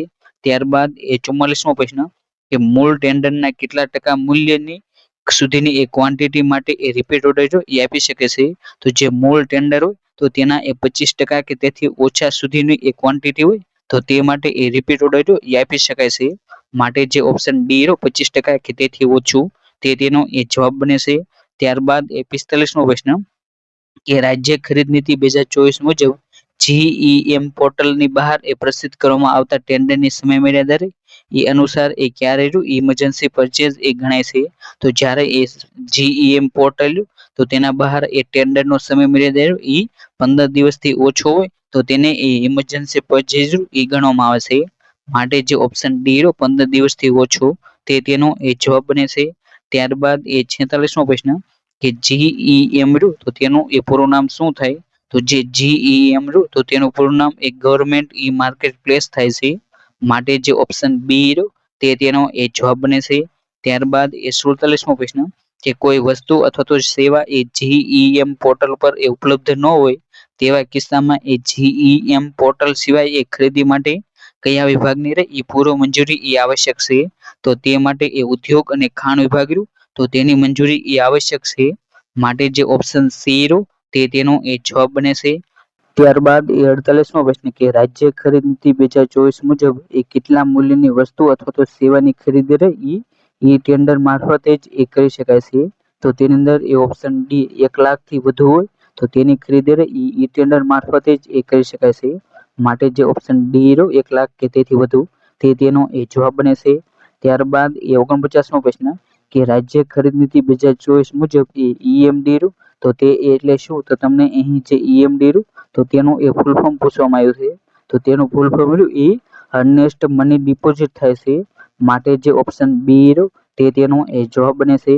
ત્યારબાદ એ 50મો પ્રશ્ન કે રાજ્ય ખરીદ નીતિ 2024 મુજબ કુલ કેટલી આઇટમો એ માઇક્રો, કોટેજ તથા સ્મોલ ઇન્ડસ્ટ્રી માટે એ ખરીદીના સંદર્ભમાં એ રિઝર્વ રાખવામાં આવી છે? તો જો રાજ્ય ખરીદ નીતિ 2024 તો તેની અંદર એ માઇક્રો, કોટેજ તથા તો જે સ્મોલ ઇન્ડસ્ટ્રી રહી તો તેની માટે એ 358 આઇટમો રહી એ અનામત રાખવામાં આવી છે, માટે જે ઓપ્શન ડી રહ્યું તે તેનો એ જવાબ બને છે। ત્યારબાદ એ 51મો પ્રશ્ન કે ઈ પ્રોક્યોરમેન્ટ સિસ્ટમના એ ઠરાવ અને એ સિસ્ટમ સર્વિસ પ્રોવાઇડર જે એનકોડ સોલ્યુશન એ કઈ સરકારી કંપનીનું એ ડિવિઝન છે? તો જે એનકોડ સોલ્યુશન રહ્યું જેના દ્વારા એ ઈ પ્રોક્યોરમેન્ટ સિસ્ટમ રહી તે એ કાર્યરત છે, તો જે આ એનકોડ સોલ્યુશન રહી જે GNFC લિમિટેડ કંપની રહી તો તેની એક પેટા કંપની છે, માટે જે ઓપ્શન બી રહ્યો GNFC લિમિટેડ તે તેનો એ જવાબ બને છે। ત્યારબાદ એ 52મો પ્રશ્ન કે ઈ પ્રોક્યોરમેન્ટ સિસ્ટમના ઠરાવ તારીખ 22/11/2006 મુજબ એ એમ્પાવર્ડ કમિટીના એ સભ્ય સચિવરા એ કોણ હોય છે? તો જે ઈ પ્રોક્યોરમેન્ટ સિસ્ટમનો જે ઠરાવ તો તેની અંદર જે એમ્પાવર્ડ કમિટી રહી તો તેના એ સભ્ય સચિવરા ઈ અધિક કમિશનર જે ઉદ્યોગ અને CSPO હોય તો તે તેના એ હોય છે, માટે જે ઓપ્શન એ રહ્યું તે તેનો એ જવાબ બને છે। ત્યારબાદ એ 53મો પ્રશ્ન કે ઈ પ્રોક્યોરમેન્ટ સિસ્ટમના ઠરાવમાં એ ઓનલાઈન ગેટવે માટે એ કઈ બેંકને એ અધિકૃત કરવામાં આવી છે? તો જે ઈ પ્રોક્યોરમેન્ટ સિસ્ટમ રહે તો તેની અંદર એ ઓનલાઈન ગેટવે માટે જે સ્ટેટ ઓફ ઇન્ડિયા રહે તો તે બેંકને એ અધિકૃત કરવામાં આવી છે, માટે જે ઓપ્શન એ રહ્યું સ્ટેટ બેંક ઓફ ઇન્ડિયા તે તેનો એ જવાબ બને છે। ત્યારબાદ એ 54મો પ્રશ્ન કે ઈ પ્રોક્યોરમેન્ટ સિસ્ટમના ઠરાવ મુજબ એ નીચેનામાંથી કોણ રહ્યું એ એમ્પાવર્ડ કમિટીનો એ સભ્ય નથી? તો જે ઉદ્યોગના જે નાયબ સચિવ હોય એ એમ્પાવર્ડ કમિટીના એ સભ્ય નથી, માટે જે ઓપ્શન ડી રહ્યો તે તેનો એ જવાબ બને છે। જ્યારે મુખ્ય સચિવ, જે ખર્ચ વિભાગ રહ્યો તો તેના એ અગ્ર સચિવ, પછી નાણાં વિભાગના એ અગ્ર મુખ્ય સચિવ તે બધા એ તેના એ સભ્ય છે। ત્યારબાદ એ 55મો પ્રશ્ન કે ઈ પ્રોક્યોરમેન્ટ સિસ્ટમના ઠરાવ મુજબ એ સરકારી વિભાગ અથવા તો સંસ્થા માટે એ 1 વર્ષની સમય મર્યાદાવાળા VSB મેળવવાની ફી રહી એ કેટલી નિયત થયેલ છે? તો તેની અંદર એ ઓપ્શન બી જે 1000 રૂપિયા રહ્યું તે તેનો એ જવાબ બને છે। ત્યારબાદ એ 56મો પ્રશ્ન કે ઈ પ્રોક્યોરમેન્ટ સિસ્ટમના ઠરાવ મુજબ એ સરકારી બોર્ડ અથવા તો કોર્પોરેશન માટે એ 2 વર્ષની વેલિડિટી વાળા ક્લાસ 3 સર્ટિફિકેટ સંબંધિત એ ફીનો દર એ શું રાખવામાં આવ્યો છે? તો તેનો દર એ 1250 રૂપિયા એ રાખવામાં આવ્યો છે, માટે જે ઓપ્શન એ રહ્યું 1250 રૂપિયા તે તેનો એ જવાબ બને છે। ત્યારબાદ એ 57મો પ્રશ્ન કે ઈ પ્રોક્યોરમેન્ટ સિસ્ટમના ઠરાવ મુજબ જો ટેન્ડરમાં 11 કે તેથી વધુ એ L1 પાર્ટી હોય તો તેવા કિસ્સામાં એ ઓનલાઈન પ્રિક્વોલિફિકેશન વિના એ ટેન્ડરનો દર એ શું નિયત કરાયેલ છે? તો તેની અંદર એ ઓપ્શન બી જે 10,000 રૂપિયા રહ્યું તે તેનો એ જવાબ બને છે। ત્યારબાદ એ 58મો પ્રશ્ન કે ઈ પ્રોક્યોરમેન્ટ સિસ્ટમના ઠરાવ મુજબ જો ટેન્ડરમાં એ 10 સુધીની એ L1 પાર્ટી હોય તો તેવા કિસ્સામાં એ ઓનલાઈન પ્રિક્વોલિફિકેશન સાથે એ ટેન્ડર ફીનો દર એ શું નિયત કરેલ છે? તો તેની અંદર એ ઓપ્શન બી જે 10,000 રૂપિયા રહ્યું તે તેનો એ જવાબ બને છે। ત્યારબાદ એ 59મો પ્રશ્ન કે ઈ પ્રોક્યોરમેન્ટ સિસ્ટમના ઠરાવ મુજબ તમામ વેન્ડર નીચે પૈકી કઈ સર્ટિફાઈડ એજન્સી મારફતે એ ડિજિટલ સિગ્નેચર તે એ સર્ટિફિકેટ મેળવી શકે છે? તો તેની અંદર એ સેફ્ટીફાઈ, પછી એનકોડ સોલ્યુશન અને TCS આ ત્રણેય જે એજન્સીઓ રહે તો તે મારફતે એ ડિજિટલ સિગ્નેચર સર્ટિફિકેટ એ મેળવી શકે છે, એટલે કે જે ઓપ્શન ડી ઉપરના ત્રણેય સાચા છે તે તેનો એ જવાબ બને છે। ત્યારબાદ એ 60મો પ્રશ્ન કે જો કોઈ વેન્ડરને ઈ પ્રોક્યોરમેન્ટ સિસ્ટમના ઠરાવ મુજબ 1 વર્ષની વેલિડિટી વાળું એ ક્લાસ 3B સર્ટિફિકેટ એ મેળવેલું હોય તો તેની એ નિયત ફી રહી એ કેટલી હશે? તો તેની એ નિયત ફી રહી એ 2000 રૂપિયા છે, માટે જે ઓપ્શન સી 2000 રૂપિયા તે તેનો એ જવાબ બને છે। ત્યારબાદ એ 61મો પ્રશ્ન કે ઈ પ્રોક્યોરમેન્ટ સિસ્ટમના ઠરાવ મુજબ એ એનકોડ સોલ્યુશન દ્વારા એ ASP દ્વારા ઈ પ્રોક્યોરમેન્ટ પ્રોસેસ કરવાના રહેશે, તો જે આ ASP રહ્યું તો તેનું એ ફૂલ ફોર્મ શું થાય? તો તેનું ફૂલ ફોર્મ રહ્યું એપ્લિકેશન સર્વિસ પ્રોવિઝન થાય છે, માટે જે ઓપ્શન બી રહ્યો એપ્લિકેશન સર્વિસ પ્રોવિઝન તે તેનો એ જવાબ બને છે। એટલે જે ઓપ્શન બી રહ્યો તે તેનો એ સાચો જવાબ છે। ત્યારબાદનો પ્રશ્ન કે ખરીદ નીતિ 2024 નો એ મુખ્ય ઉદ્દેશ્ય રહ્યો તે એ શું રહેલો છે? તો જે 2024 ની જે ખરીદ નીતિ આવી તો તેનો એ મુખ્ય ઉદ્દેશ્ય રહ્યો એ સૂક્ષ્મ અને લઘુ ઉદ્યોગો તથા મહિલા ઉદ્યોગો અને જે સ્ટાર્ટઅપ રહ્યા તો તેને એ વિશેષ પ્રોત્સાહન આપવાનો છે, માટે જે ઓપ્શન સી રહ્યો તે તેનો એ જવાબ બને છે। ત્યાર પછીનો પ્રશ્ન કે MSMED એક્ટ રહ્યો એ કયા વર્ષનો છે? તો જે MSMED એક્ટ રહ્યો એ 2006 માં એ બનાવવામાં આવ્યો હતો, માટે જે ઓપ્શન એ રહ્યો 2006 તે તેનો એ જવાબ બને છે। ત્યાર પછીનો પ્રશ્ન કે L1 નો અર્થ રહ્યો એ શું થાય? તો જે ટેન્ડર હોય તો તેની અંદર એ તમને L1 રહ્યું એ જોવા મળતો હોય છે, તો તેનો અર્થ રહ્યો એ સૌથી નીચું એ ટેન્ડર, સૌથી નીચલી એ બિડ, સૌથી નાની એ કિંમત, જે નીચી કિંમત, તે ત્રણે રહ્યું એ સાચું છે, માટે જે ઓપ્શન ડી રહ્યું આપેલ બધા તે તેનો એ જવાબ બને છે। અને ત્યાર પછીનો પ્રશ્ન કે એક નાના પાયાના ઉદ્યોગ જે CSPO માં એ નોંધણી નંબર ધરાવે છે અને તે 60 લાખ સુધીનું એ ટેન્ડર ભરે છે તો તેને એ ટેન્ડર ફી રહી એ કેટલી ભરવી પડે છે? તો તેની અંદર એ ઓપ્શન ડી જે ટેન્ડર ફી રહી એ તેમણે ભરવી પડે નહીં, તે તેનો એ જવાબ બને છે। હવે જે ઓપ્શન ડી રહ્યો તે તેનો એ સાચો જવાબ છે। અને ત્યાર પછીનો પ્રશ્ન કે એક મોટો ઉદ્યોગ એકમ જેણે એ GEM દ્વારા એ રૂપિયાનું 2 કરોડનું એ ટેન્ડર ભરેલું છે તો તે એ ટેન્ડરમાં એ ક્વોલિફાય થાય છે તો EMD રહી એ તેમણે એ કેટલી ભરવી પડશે? તો તેની અંદર એ ઓપ્શન બી જે રૂપિયા 6 લાખ રહી તેટલી એ તેમને EMD ભરવી પડશે, માટે જે ઓપ્શન બી રહ્યો 6 લાખ રૂપિયા તે તેનો એ જવાબ બને છે। અને ત્યાર પછીનો પ્રશ્ન કે વિના ટેન્ડર ખરીદીમાં એ નીચેનામાંથી કઈ સંસ્થાને એ શ્રેણી એ રહ્યું જે સરકારી સંસ્થા તો તેની અંદર એ મૂકવામાં આવી છે? તો જે ટેન્ડર વિનાની જે ખરીદી માટેની જે જુદી જુદી જે શ્રેણી રહી તો તેની અંદર જે એ શ્રેણી રહી જેની અંદર એ સરકારી સંસ્થાઓ છે તો તેની અંદર જે જેલ્યુ તો તેને એ મૂકવામાં આવ્યું છે, માટે જે ઓપ્શન સી જેલ્યુ તે તેનો એ જવાબ બને છે। અને ત્યાર પછીનો પ્રશ્ન કે સ્ટાર્ટઅપની નોંધણી એ કેટલા દિવસમાં એ આપવામાં આવશે? તો જે સ્ટાર્ટઅપ હોય તો તેની નોંધણી એ કામકાજના 15 દિવસમાં એ કરાવવી જરૂરી છે, માટે જે ઓપ્શન ડી રહ્યો કામકાજના 15 દિવસ તે તેનો એ જવાબ બને છે। અને ત્યાર પછીનો પ્રશ્ન કે મૂળ ઓર્ડર 1 કરોડ રૂપિયાના હોય તો પુનરાવર્તી ઓર્ડર એ કેટલા રૂપિયા સુધીનો એ આપી શકાય છે? તો જો મૂળ ઓર્ડર એ 1 કરોડ રૂપિયાનો હોય તો જે પુનરાવર્તી એટલે જે રિપીટ ઓર્ડર છે એ 50 લાખ રૂપિયા સુધીનો એ આપી શકે છે, માટે જે ઓપ્શન ડી રહ્યો 50 લાખ રૂપિયા તે તેનો એ જવાબ બને છે। અને ત્યાર પછીનો પ્રશ્ન કે ગુજરાત ખરીદ નીતિ 2024 નું એ કઈ તારીખથી એ અમલમાં આવેલ છે? તો જે ગુજરાત ખરીદ નીતિ 2024 નું એ 1 એપ્રિલ 2024 થી એ અમલ આવેલ છે, માટે જે ઓપ્શન બી રહ્યો 1 એપ્રિલ 2024 તે તેનો એ જવાબ બને છે। ત્યાર પછીનો પ્રશ્ન કે રાજ્યની જિલ્લા તાલુકા કચેરીઓ, જિલ્લા પંચાયત, તાલુકા પંચાયત કચેરીઓ, સ્થાનિક સ્વરાજ્યની સંસ્થાઓ જેની અંદર એ મહાનગરપાલિકા, નગરપાલિકા વગેરે દ્વારા એ ચીજ વસ્તુઓ અને સેવાઓની ખરીદી GEM પોર્ટલ મારફતે એ કરવાની હોય છે, જેમાં GEM રહ્યું તો તેનું પૂરું નામ એ શું થાય? તો તેનું પૂરું નામ એ ગવર્મેન્ટ ઈ માર્કેટ પ્લેસ થાય છે, માટે જે ઓપ્શન એ રહ્યું તે તેનો એ જવાબ બને છે। અને ત્યાર પછીનો પ્રશ્ન કે ભારત સરકારના એ GEM પોર્ટલના એ ઉપયોગ માટે એ રાજ્ય સરકારની એ ઉદ્યોગ અને ખાણ વિભાગ દ્વારા એ GEM ભારત સરકાર સાથે એ કઈ તારીખના રોજ એ MOU કરવામાં આવ્યો હતો? તો ભારત સરકારની જે આ સંસ્થા રહી GEM પોર્ટલ તો તેના સાથે એ ગુજરાત સરકારનો ખાણ અને જે ઉદ્યોગ વિભાગ રહ્યું તો તેના દ્વારા 11/7/2017 ના રોજ એ MOU કરવામાં આવ્યા હતા, માટે જે ઓપ્શન બી રહ્યો તે તેનો એ જવાબ બને છે। અને ત્યાર પછીનો પ્રશ્ન કે રાજ્ય માલ અને સેવા વેરાની આવક કયા મુખ્ય સદર હેઠળ એ જમા કરવામાં આવે છે? તો તેની અંદર એ ઓપ્શન બી જે 006 રહ્યું તે તેનો એ જવાબ બને છે। ત્યાર પછીનો પ્રશ્ન કે GEM પોર્ટલ ઉપર એ ઉપલબ્ધ ન હોય તેવી એ કેટલા રૂપિયા સુધીની ચીજ વસ્તુઓ અથવા તો સેવાની ખરીદી એ કચેરીના વડા દ્વારા એ GEM પોર્ટલ સિવાય એ નિયત ખરીદ પદ્ધતિ રહી તો તે મુજબ એ કરી શકાય છે, તો તેની અંદર એ ઓપ્શન બી જે 25,000 રૂપિયા રહ્યું તે તેનો એ જવાબ બને છે।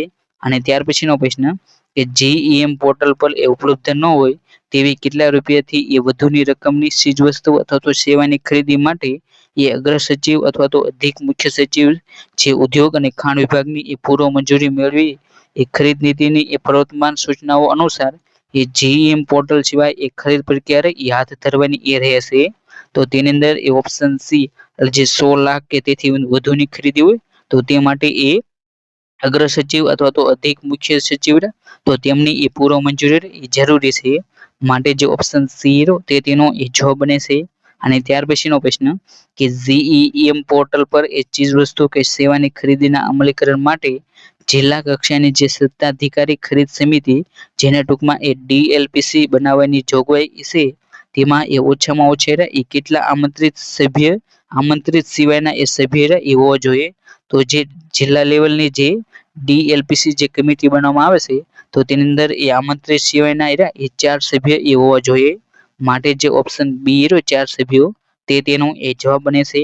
અને ત્યાર પછીનો પ્રશ્ન કે જિલ્લા કક્ષાની સત્તાધિકારી ખરીદ સમિતિ ડીએલપીસી ને એ જીઈએમ પોર્ટલ પરથી ચીજવસ્તુ કે સેવાની સામાન્ય ખરીદી કરવા માટે એ મહત્તમ કેટલા રૂપિયા સુધીની એ નાણાકીય સત્તા આપવામાં આવી છે. તો તેનો જવાબ એ ઓપ્શન બી 5 લાખ સુધીની એ સત્તા આપવામાં આવી છે. માટે જે ઓપ્શન બી તે તેનો એ જવાબ બને છે. અને ત્યાર પછીનો પ્રશ્ન કે જીઈએમ પોર્ટલ પર એ ચીજ વસ્તુ કે સેવાની ખરીદીના અમલીકરણ માટે એ જિલ્લા કક્ષાની જે સત્તાધિકારી જે સમિતિ હોય ડીએલપીસી તો તેની અંદર એ આમંત્રિત સિવાયના એ ઓછામાં ઓછા એ 4 સભ્યો હોય છે. માટે જે બી તે તેનો એ જવાબ બને છે.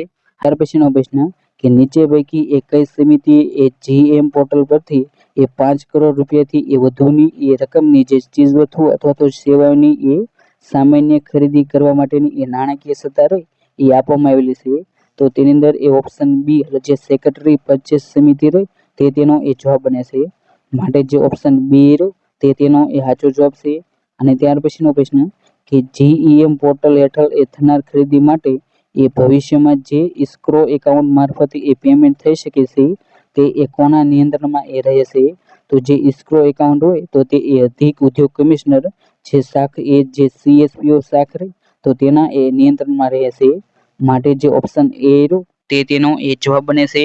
અને ત્યાર પછીનો પ્રશ્ન કે રાજ્ય સરકાર વતી એક કયા વિભાગ દ્વારા એક ગવર્મેન્ટ ઈ માર્કેટ પ્લેસ એટલે જેને ટૂંકમાં એ જીએમ પોર્ટલ કહે છે ભારત સરકાર સાથે એ તારીખ 11/7/2017 ના રોજ એ એમઓયુ કરવામાં આવ્યા હતા. તો તેની અંદર એ ઓપ્શન બી જે ઉદ્યોગ અને ખાણ વિભાગ તે તેનો એ જવાબ બને છે. અને ત્યાર પછીનો પ્રશ્ન કે જીએમ પોર્ટલ મારફત એ હાર્ડવેર તથા સોફ્ટવેર ખરીદી માટેના ટેકનિકલ સ્પેસિફિકેશન નિયત કરવા માટે એ ખરીદકર્તા કચેરીની એ જરૂર જણાય ત્યારે એ કોની પાસેથી એ માર્ગદર્શન એ મેળવી શકે છે. તો તેની અંદર એ ઓપ્શન ડી જે જીઆઈએલ ગિલ તે તેનો એ જવાબ બને છે. અને ત્યાર પછીનો પ્રશ્ન કે જીએમ પોર્ટલ ઉપર એ ઉપલબ્ધ ન હોય તેવી 1 કરોડથી એ વધુ કિંમતની ચીજવસ્તુ માટે એ ખરીદકર્તા કચેરીએ એ કોની પૂર્વ મંજૂરી મેળવીને એ ખરીદ નીતિની એ પ્રવર્તમાન સૂચનાઓ અનુસાર એ ખરીદ પ્રક્રિયા એ હાથ ધરવાની રહેશે. તો તેની અંદર એ ઓપ્શન ડી જે અધિક મુખ્ય સચિવ જે ઉદ્યોગ અને ખાણ વિભાગ તો તેની એ પૂર્વ મંજૂરીથી એ ટેન્ડર વિના જે ખરીદ પ્રક્રિયા એ હાથ ધરવાની હોય છે. માટે જે ઓપ્શન ડી તે તેનો એ જવાબ બને છે. અને ત્યાર પછીનો પ્રશ્ન કે જીએમ પોર્ટલ પરથી એ ચીજ વસ્તુની ડિલિવરી મેળવી ખરીદકર્તા કચેરી દ્વારા એ 48 કલાકની અંદર એ કયું સર્ટિફિકેટ ઇસ્યુ કરવાનું રહેશે. તો તેની અંદર એ ઓપ્શન ડી જે પ્રોવિઝનલ રિસિપ્ટ સર્ટિફિકેટ ઇસ્યુ કરવાનું હોય છે. માટે જે ઓપ્શન ડી તે તેનો એ જવાબ બને છે. ત્યાર પછીનો પ્રશ્ન કે જીએમ પોર્ટલ પર એ પ્રોવિઝનલ રિસિપ્ટ સર્ટિફિકેટ ઇસ્યુ કર્યા પછી એ ખરીદકર્તા કચેરી દ્વારા એ વધુમાં વધુ 10 દિવસની અંદર એ મળેલ ચીજવસ્તુની ગુણવત્તા તેમજ સ્પેસિફિકેશન બાબતની ચકાસણી કર્યા બાદ યોગ્ય જણાય તો તે એ સ્વીકારીને એ કયું સર્ટિફિકેટ ઇસ્યુ કરવાનું રહેશે. તો તેની અંદર એ ઓપ્શન સી જે કોન્સાઇન રિસિપ્ટ એન્ડ એક્સેપ્ટ સર્ટિફિકેટ એ રજૂ કરવાનું હોય છે. માટે જે ઓપ્શન સી તે તેનો એ જવાબ બને છે. અને ત્યાર પછીનો પ્રશ્ન કે જીઈએમ પોર્ટલ મારફતે એ થતી ખરીદી બાબતે એ ઉપસ્થિત થનાર કાયદાકીય તેમજ વહીવટી બાબતોનું ન્યાય ક્ષેત્ર એ કયું સ્થળ હોય છે. તો તેની અંદર એ ઓપ્શન બી જે ખરીદકર્તા કચેરીનું સ્થળ એ તેનો એ ન્યાયિક ક્ષેત્ર હોય છે. માટે જે ઓપ્શન બી તે તેનો એ જવાબ બને છે. અને ત્યાર પછીનો પ્રશ્ન કે જીએમ પોર્ટલ બાબતે એ સપ્લાય દ્વારા એ વેચાણ સંબંધિત બાબતો અને વેચાણ પછીની સેવાઓ ગેરંટી વગેરેનું પાલન ન થાય તેવા સંજોગોમાં એ કયા વિભાગના પરામર્શને એ સપ્લાયર પર યોગ્ય તે કાર્યવાહી તે બાબતે એ નિર્ણય લેવાનો રહેશે.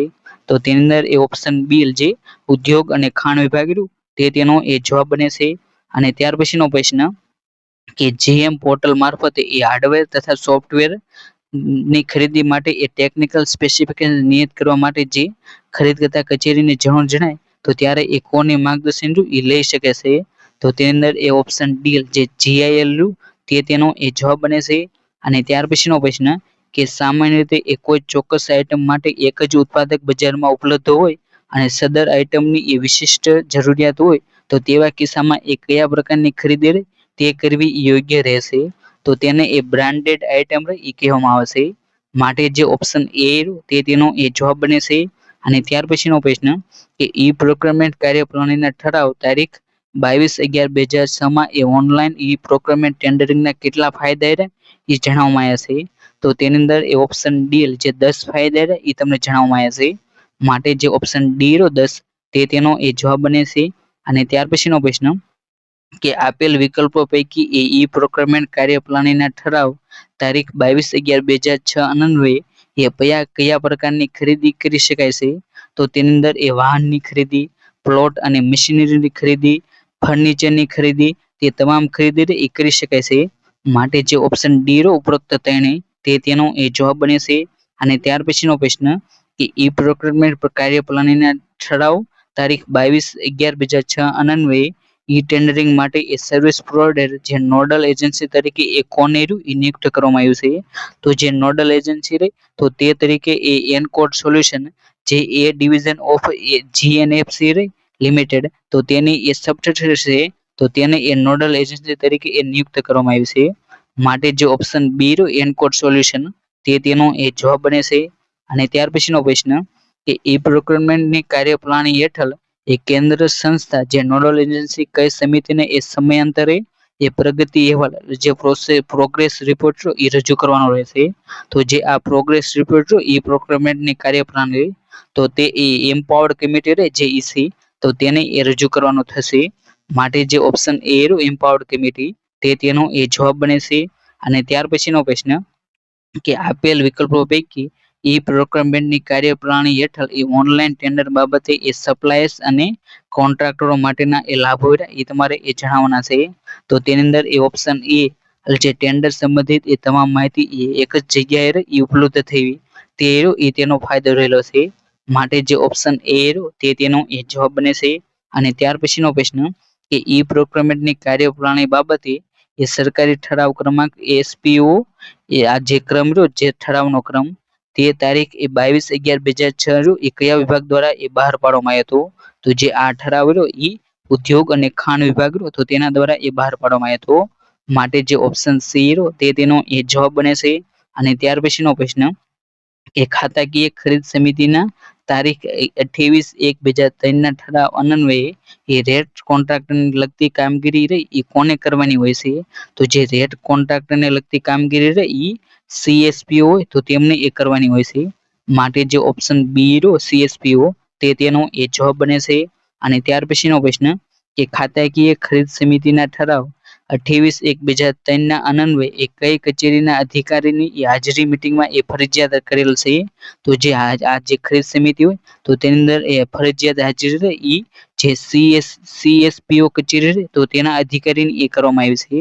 માટે જે ઓપ્શન ડી તે તેનો એ જવાબ બને છે. અને ત્યાર પછીનો પ્રશ્ન કે MSMED એક્ટ 2006 હેઠળ એ વેચનાર આપનાર એકમને એ ખરીદનાર એકમ દ્વારા એ 45 દિવસમાં એ પેમેન્ટ કરવામાં ન આવે તો તેવા માઇક્રો અને સ્મોલ એકમો એ કોને અરજી કરી શકે છે. તો તેની અંદર એ ઓપ્શન સી જે MSE ફેસિલેશન કાઉન્સિલ તો તેને અપીલ કરી શકે છે. માટે જે ઓપ્શન સી તે તેનો એ જવાબ બને છે. અને ત્યાર પછીનો પ્રશ્ન કે ખાતાકીય ખરીદ સમિતિના તારીખ 28/1/2003 ના ઠરાવ અન્વયે એ secretary at department purchase committee જે SDPC ના એ વડા તરીકે એ કોણ હોય છે. તો જે SDPC સમિતિ હોય તો તેના એ વડા તરીકે એ અગ્ર સચિવ એ હોય છે. આજના આ વિડીયોની અંદર એ આપણે જે ગુજરાત યુનિવર્સિટીની જે મેન્સની જે પરીક્ષા રહી 2026 તો તેની અંદર એ ખૂબ જ મહત્વનો જે ટેન્ડર અને ખરીદ પ્રક્રિયાનો જે ટોપિક છે તો તેની અંદર એ ગુજરાત રાજ્ય ખરીદ નીતિ 2024ની એ મહત્વના પ્રકરણો, મહત્વની જોગવાઈઓ અને અગાઉ પૂછેલા જે પ્રશ્નો રહ્યા તો તેને એ જોવાનો પ્રયત્ન કર્યો. અને જો તમે પણ એ ગુજરાત યુનિવર્સિટીની જે મેન્સની એક્ઝામ આપવાના હોય અને તેની માટેના આ જે રિવિઝનના જે વિડીયો રહ્યા જેની અંદર એ યુનિવર્સિટી કોમન એક્ટ 2023, યુજીસી 2018નો એ રેગ્યુલેશન એક્ટ, આરટીઆઈ એક્ટ 2005 આ ત્રણે વિડીયો ન જોયો તો તેનું પણ એ તમારે રિવિઝન એ કરી લેવું. અને તેની સાથે સાથે જે અહીં જે મેન્સનો જે સિલેબસ જો તો તે જ પ્રમાણે એ જે સૌરાષ્ટ્ર યુનિવર્સિટીનું જે ક્લાર્કનું પેપર રહ્યું તો તેનો પણ એ સિલેબસ હતો. માટે તમારે આ જે સૌરાષ્ટ્ર યુનિવર્સિટી જે ક્લાર્કનું પેપર રહ્યું તો તેને પણ એ એકવાર એ અવશ્ય જોઈ લેવું, જેથી તમને ખબર પડે કે તેમાં એ કેવા પ્રકારના એ પ્રશ્નો એ પૂછાય છે. અને અહીં આપણે જે લેક્ચર લીધો તો તેની એ જો પીડીએફ મેળવવા માંગતા હોય તો તે પીડીએફ એ આપણી જે ટેલિગ્રામ ચેનલ છે આરુ લર્નિંગ તો તેની અંદર એ મૂકી દેવામાં આવે છે. તો ત્યાં જઈને તે પીડીએફ એ ડાઉનલોડ કરી શકો છો. અને તેની સાથે સાથે અહીં તમને જે પણ એ વિડીયો જોવાની કીધી છે તો તે તમામની પીડીએફ એ આપણી જે ટેલિગ્રામ ચેનલ હોય તો તેની અંદર એ તમને મળી જશે. અને જો તમે એ આવી જ ભરતીના એ મહત્વના વિડીયો જોવા માંગતા હોય તો તમે એ આપણી જે આરુ લર્નિંગ જે યુટ્યુબ ચેનલ હોય તેને પણ એ સબસ્ક્રાઇબ કરી શકો છો. અને જેવી એ ગુજરાત યુનિવર્સિટીની જે મેન્સની એક્ઝામ પૂરી થશે તો ત્યારબાદ આપણે જે એસએમસી ત્રીજી શ્રેણી ક્લાર્કની જે પરીક્ષા રહી તો તેના માટેનું જે મહત્વના મટીરિયલ તો તેના એ વિડીયો લાવીને રહીશું. માટે તમારે આ ચેનલ હોય તો તેને એ ચોક્કસ એ સબસ્ક્રાઇબ કરી લેવી. અને thank you for watching video. જય હિન્દ, જય ભારત.